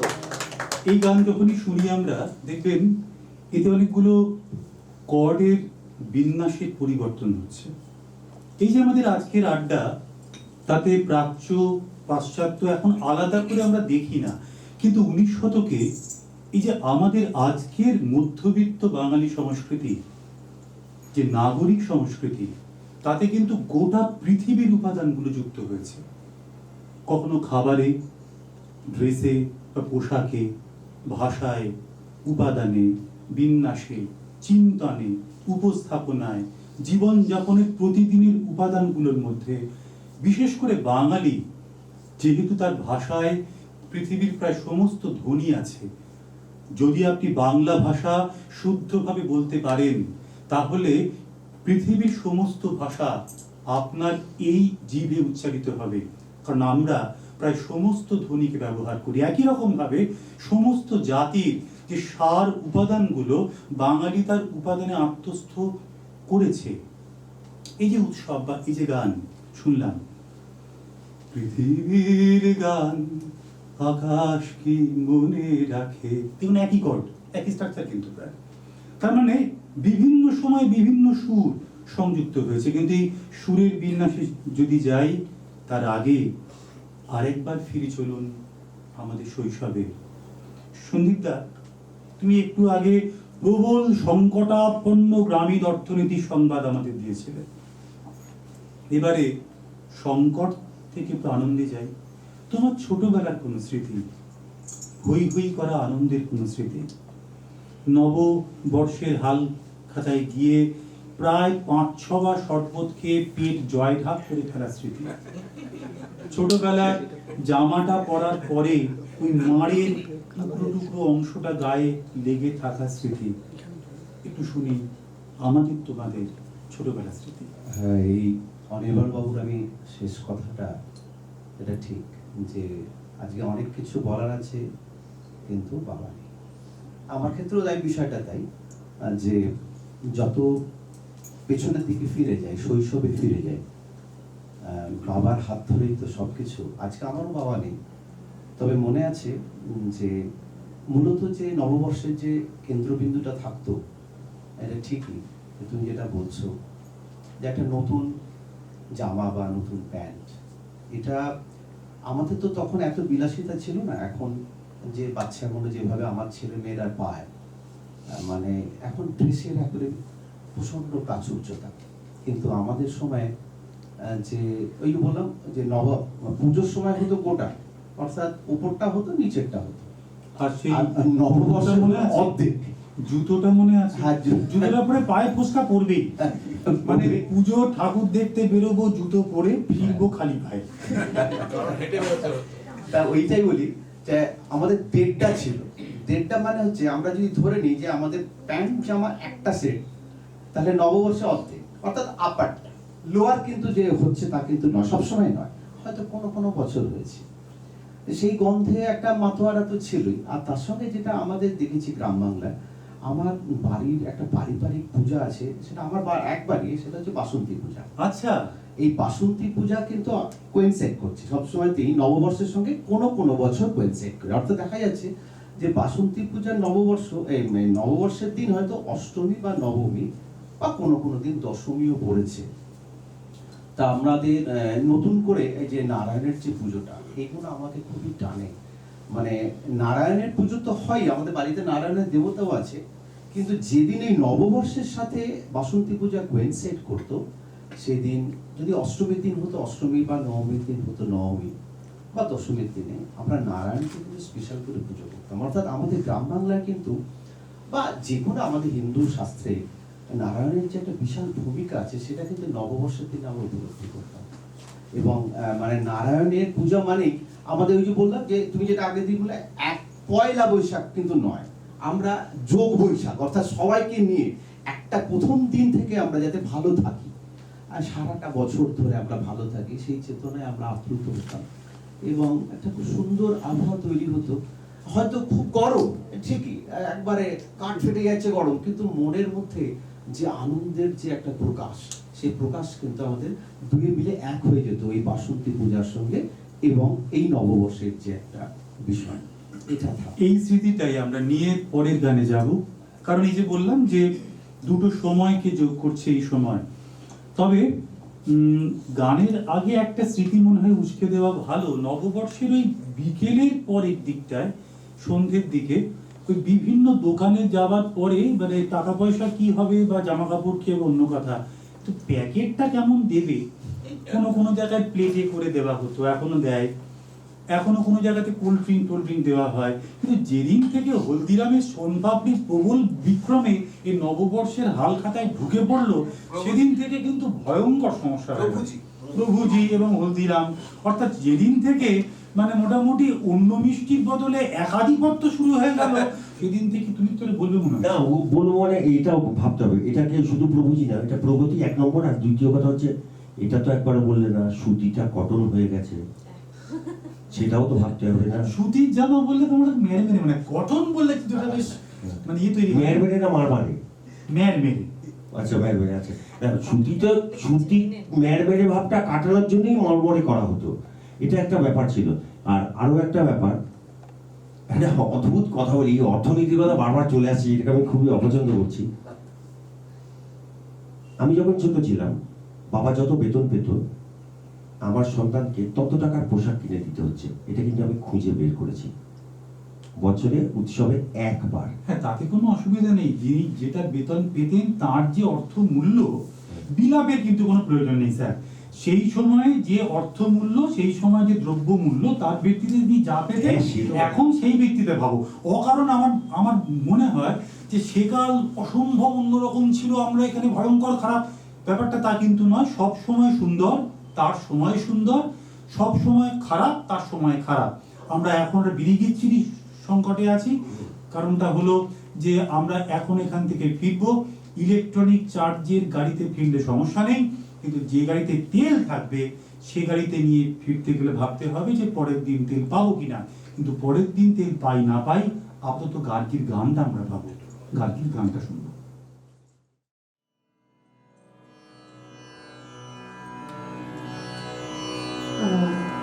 নতুন বছর মানে তো পুরনোকে বিদায় দিয়ে নতুনকে আহ্বান করা, কিন্তু আমরা যেভাবে ভাবি যে পুরনোটা শেষ হয়ে গেল, নতুনটা সঙ্গে সঙ্গে শুরু হলো, ব্যাপারটা বোধ হয় প্র্যাকটিক্যাল জীবনে সেরকমটা হয় না। নতুন আর পুরনোর একটা সুন্দর মিলমিশ কিন্তু আমরা দেখতে পাই। আমি যে গানটি গাইতে চলেছি সেখানে নতুন এবং পুরানোর যে সম্পর্ক, তাদের যে পারস্পরিক এক্সচেঞ্জ যেটা আমরা বলি, সেটা সম্বন্ধে বলা হয়েছে। কথা শুন জ্ঞাত দাস বসে।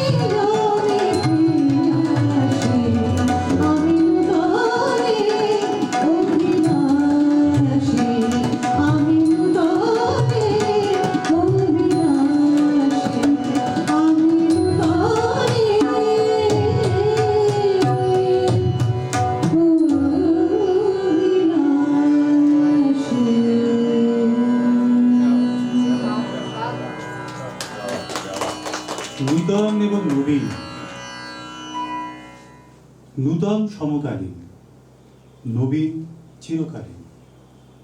আমাদের চারপাশে যে গাছ প্রতি বছর একই ডালে নতুন পাতা ধরিয়ে সে জানিয়ে দেয় সে নবীনকে ডাকছে। নবীন হলো সেই যে ফিরে ফিরেই নতুন, বারে বারেই নতুন। তেমনি বেশ কিছু গান থাকে যা আমাদের সত্তার সঙ্গী হয়ে যায়। যেমন একটা শুনলাম, যেমন আরেকটা শুনবো অলোকের গলায়, এরপরেই আরো একটি গান।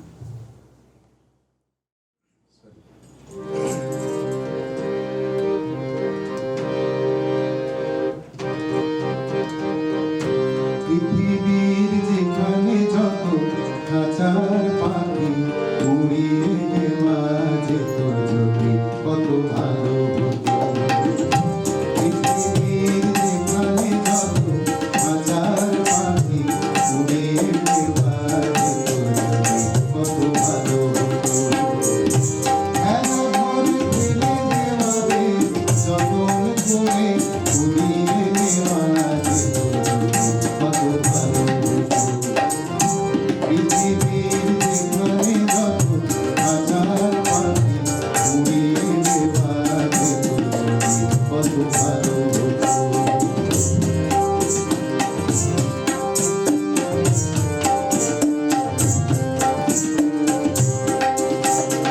কোথাও আলো সূর্য সমান, কোথা চির অমানিসা, কোথাও বন্দি ধারা বহমান, কোথাও মধুর দিশা।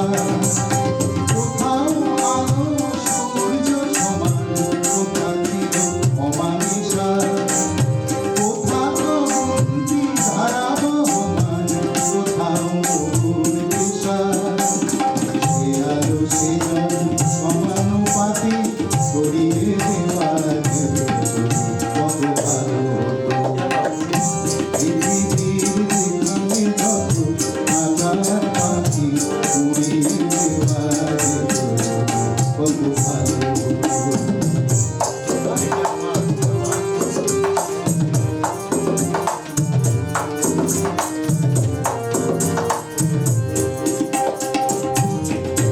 কত ভালো হতো যদি ফাগুনের শৌখিন ফুল থাকে একবার বৈশাখী ঝড়ে তুলতে শেখানো যেত।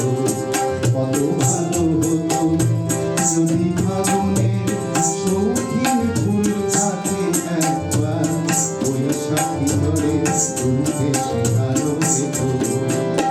কোথাও শুধুই চাওয়া চাওয়া, কোথাও পাওয়ার ক্লান্তি, কোথাও হিসাব নিজেই মেলে, কোথা শুধু ভুল ভ্রান্তি। কোথাও শুধুই চাওয়া চাওয়া, কোথাও পাওয়ার ক্লান্তি, কোথাও হিসাব নিজেই মেলে, কোথা শুধু ভুল ভ্রান্তি।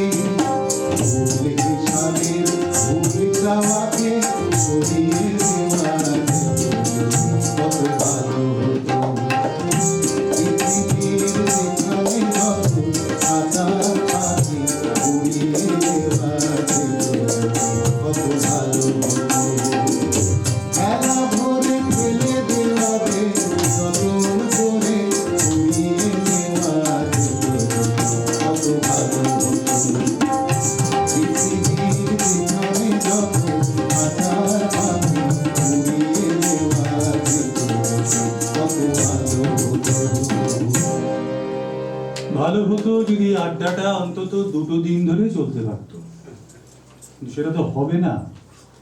তাজমহল অল্প বলেই সেটা ভালো, অমিত রায় জানিয়ে দিয়েছিলেন যে ভালো জিনিস কম বলেই তা ভালো, না হলে নিজের ভিড়েই সে হয়ে যেত মাঝারি। আমরা শেষের দিকে যাব।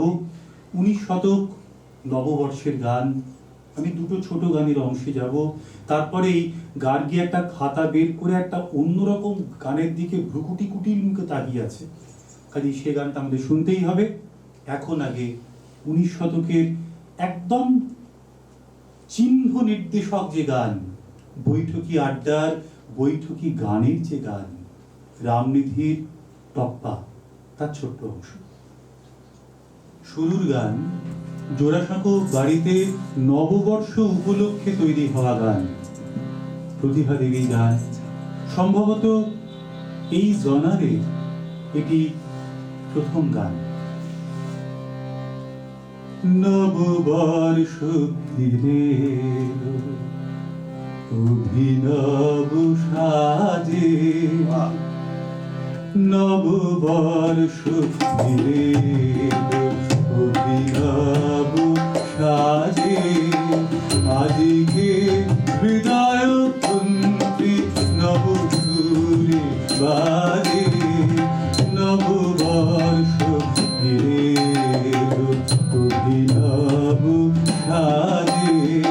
কত লোকে যায় আসে কত শোকানন্দে, কত লোকে যায় আসে কত শোকানন্দে, পুরাতন যায় চলে রেখে যায় গন্ধে, নববর্ষ ফিরে এলো অভিনব সাজে। দ্বিতীয় গান, বাংলার প্রথম আধুনিক গান যিনি তৈরি করলেন তার গান, বৈঠকি গান, লাফিয়ে যাওয়া সুরের গান। লাফিয়ে যাওয়া সুর বলেই নাম ছিল টপ্পা।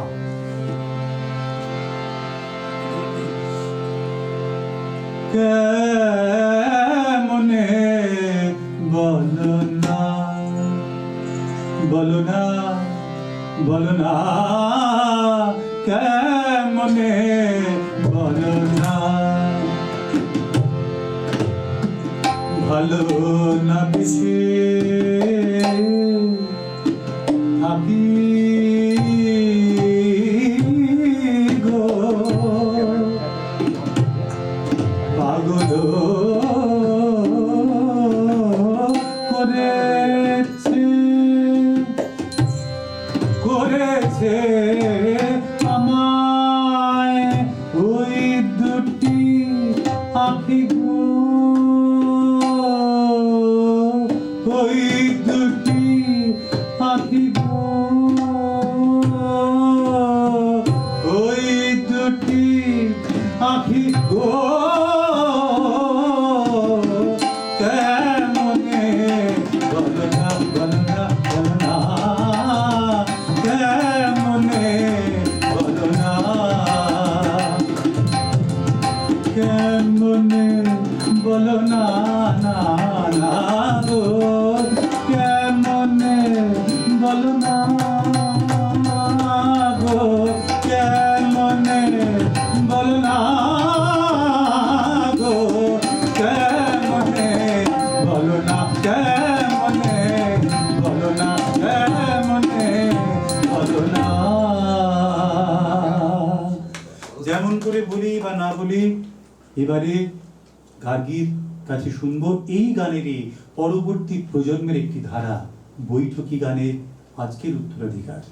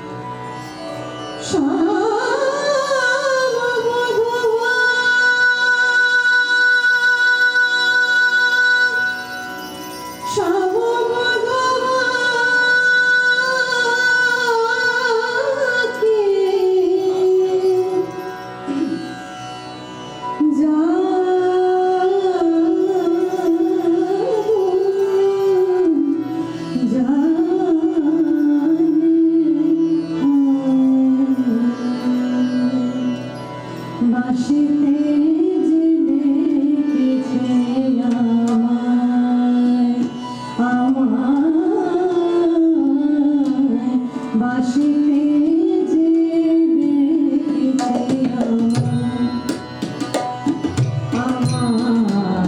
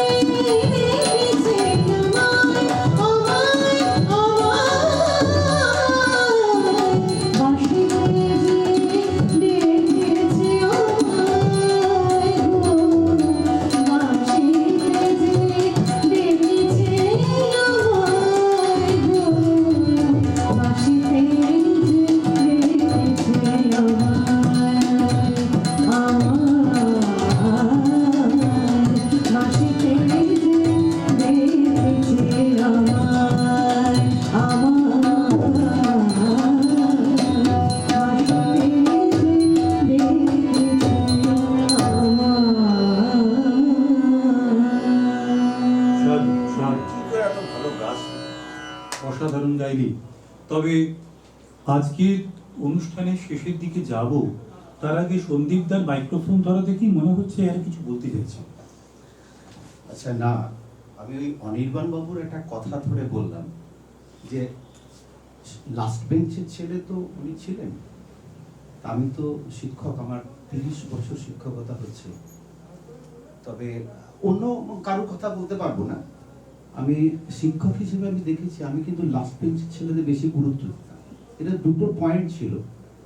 লাস্ট বেঞ্চের ছেলেদের যদি গুরুত্ব দেওয়া হতো তাহলে ওরা তো বুস্ট আপ হতো, ওরা ইন্সপায়ার হতো। আর যারা ফার্স্ট বেঞ্চে বসতো তারা কিন্তু ভাবতো যে স্যার ওদের এত কেন গুরুত্ব দিচ্ছে, মানে ওরা আরো স্পিডে যেত। মানে এটা কিন্তু আমি দেখেছি, মানে এদেরও লাভ হতো, ওদেরও লাভ হতো। কিন্তু একটা বিষয়, ফার্স্ট বেঞ্চে যারা বসতো বা ফার্স্ট হতো বা সেকেন্ড থার্ড হতো, আমি দেখেছি মনের দিক থেকে লাস্ট বেঞ্চের ছেলেরা কিন্তু অনেক বেশি ভালো।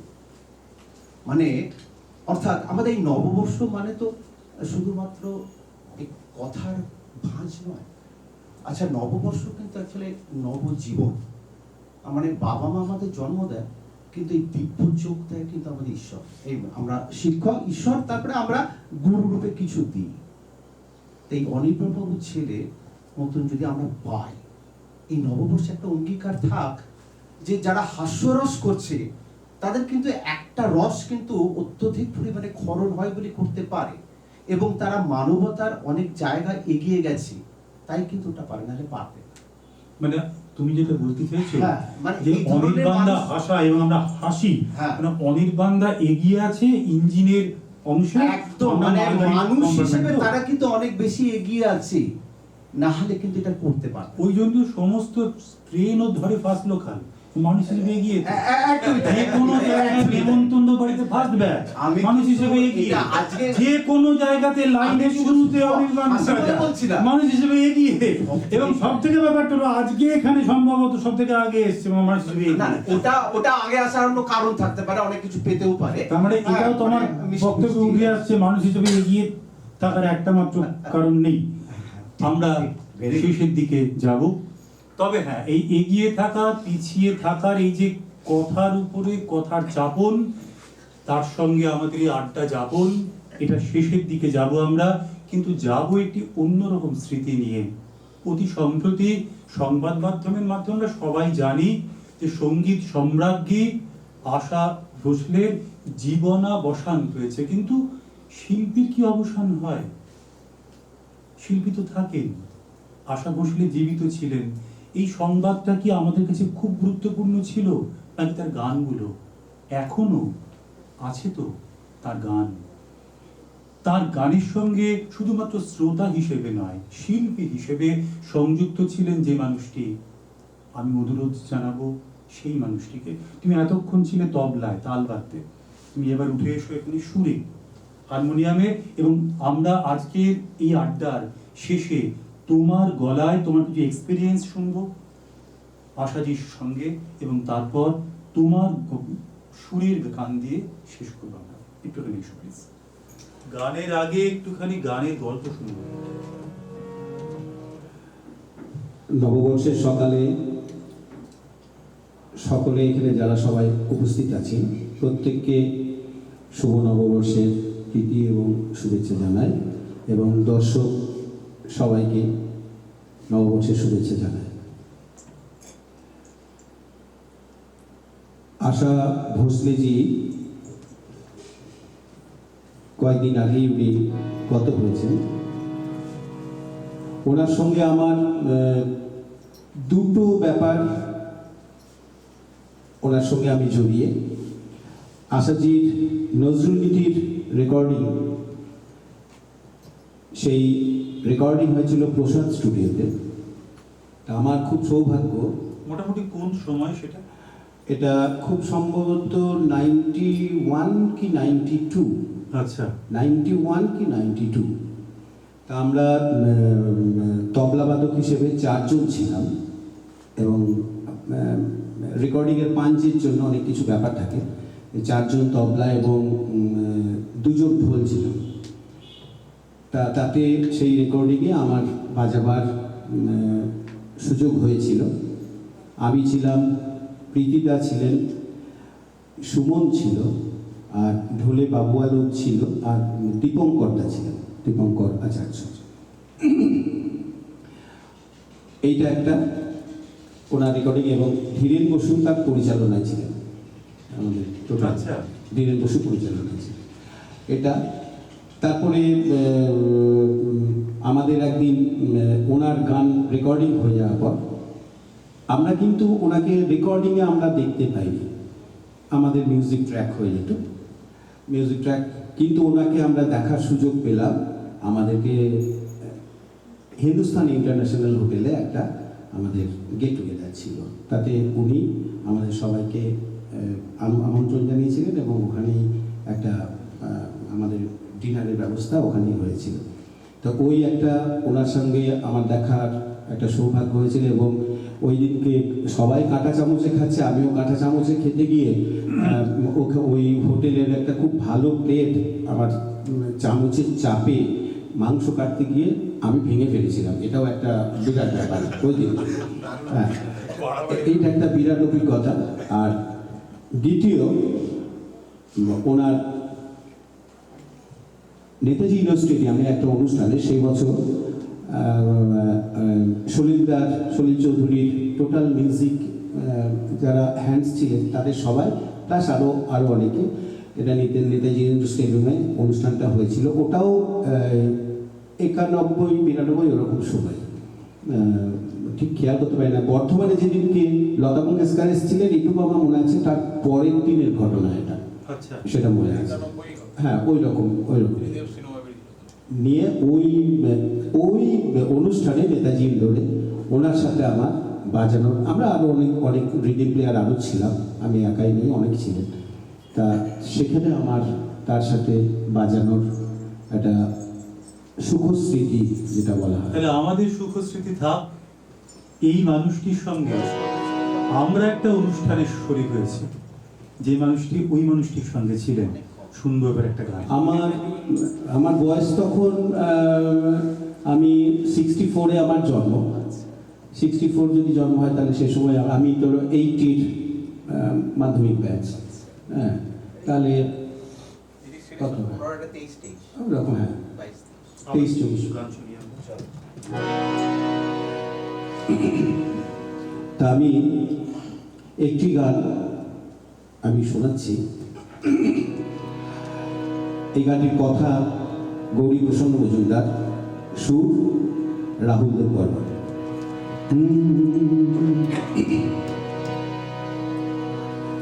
যেতে দাও আমায়, দেখো না, যেতে দাও আমায়, দেখো না, কবে কি আমি বলেছি মনে রেখো না, যেতে দাও আমায়, দেখো না, কিছু বলবে কি না, না না, পিছু দেখো না, যেতে দাও আমায়, দেখো না।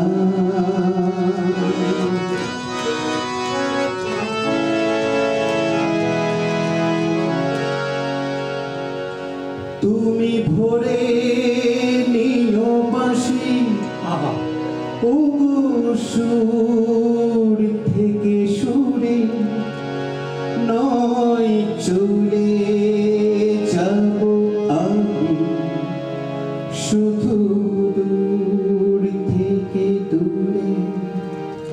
তুমি ভোরে নিও বাঁশি, ও সুর থেকে সুরে নয় চলে যাব আমি, শুধু দূর থেকে দূরে।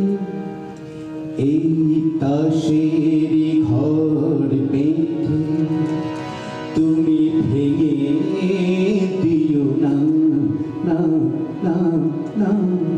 যেতে দাও আমায় বেগুনা কবে কি আমি বলেছি মনে রেখো না যেতে দাও আমায় বেগুনা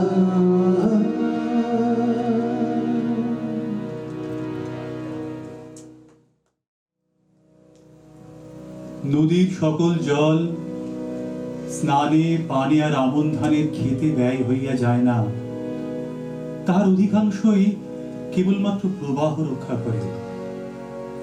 ইহারাই সংসারের 15 আনা। এই পৃথিবীতে বৃহৎ বনস্পতি অল্প, ঘাস তাহার শ্যামলিমা দ্বারা এই পৃথিবীর উষরতাকে আচ্ছাদিত করিয়া রাখিয়াছে। আমরা সেই সংসারের 15 আনা। নদীর সেই 15 আনা জল আছে বলেই নদী নদী হয়ে থাকে। আমরা এই সাধারণ মানুষরা থাকি বলেই সংসারের প্রবাহ বয়ে চলে। এই গানের পরে আজকের আড্ডা এখানেই শেষ হয়। চৈত্র শেষ হয়ে গেছে, বৈশাখ শুরু। সেই কবেকার আমাদের পূর্ব প্রজন্মের মানুষ আকাশের নক্ষত্র দেখে রাশির ভিত্তিতে মাসের নাম স্থির করতেন। ফসল ওঠার পরে উৎসব, ফসল তৈরি হওয়ার সময় উৎসব, দেবতাকে ঘরে আনার সময় উৎসব, দেবতা যাওয়ার সময় ভাসান বলতেন না, বলতেন নিরঞ্জন। যার কোনো রং নেই সে আবার মিশে যাবে সেই রংহীন বর্ণহীন উদাত্ত পৃথিবীর বুকে। চৈত্র শেষ হয়ে গেল। আজকের আমাদের আড্ডায় পরশ্র গান, গল্প, হাসি মুহূর্ত উঠে এলো। তার মধ্যে একটা কথা বারবার এলো, আমাদের এই সংসক্ত অনবদ্য বর্ণময় জীবন। চারপাশে যুদ্ধ হচ্ছে, আমার আপনার সেখানে কি ভূমিকা বলুন? আমরা তো খবরের কাগজের 5 পাতার 6 কলমে 3 নম্বর 4টে লাইন, আর তো কেউ নই। আমরা চারপাশকে দ্রুত পাল্টাতে পারবো না, কিন্তু আমাদের জীবনটা পাল্টাতে পারি। আজকের এই আড্ডায় এই সংকল্প উঠে আসুক, চলুন চলুন সুন্দর করে আমাদের অন্তঃকরণ, চলুন সুন্দর করে তুলি আমাদের চারপাশ। একটু একটু করে আমার বাড়ির চারপাশটাকে সুন্দর করি, মনটা সুন্দর করি, তাহলে সুন্দর হয়ে উঠবে হয়তো আগামী সময়। ধন্যবাদ, নমস্কার। সকলের তরফ থেকে সকলকে শুভ নববর্ষ।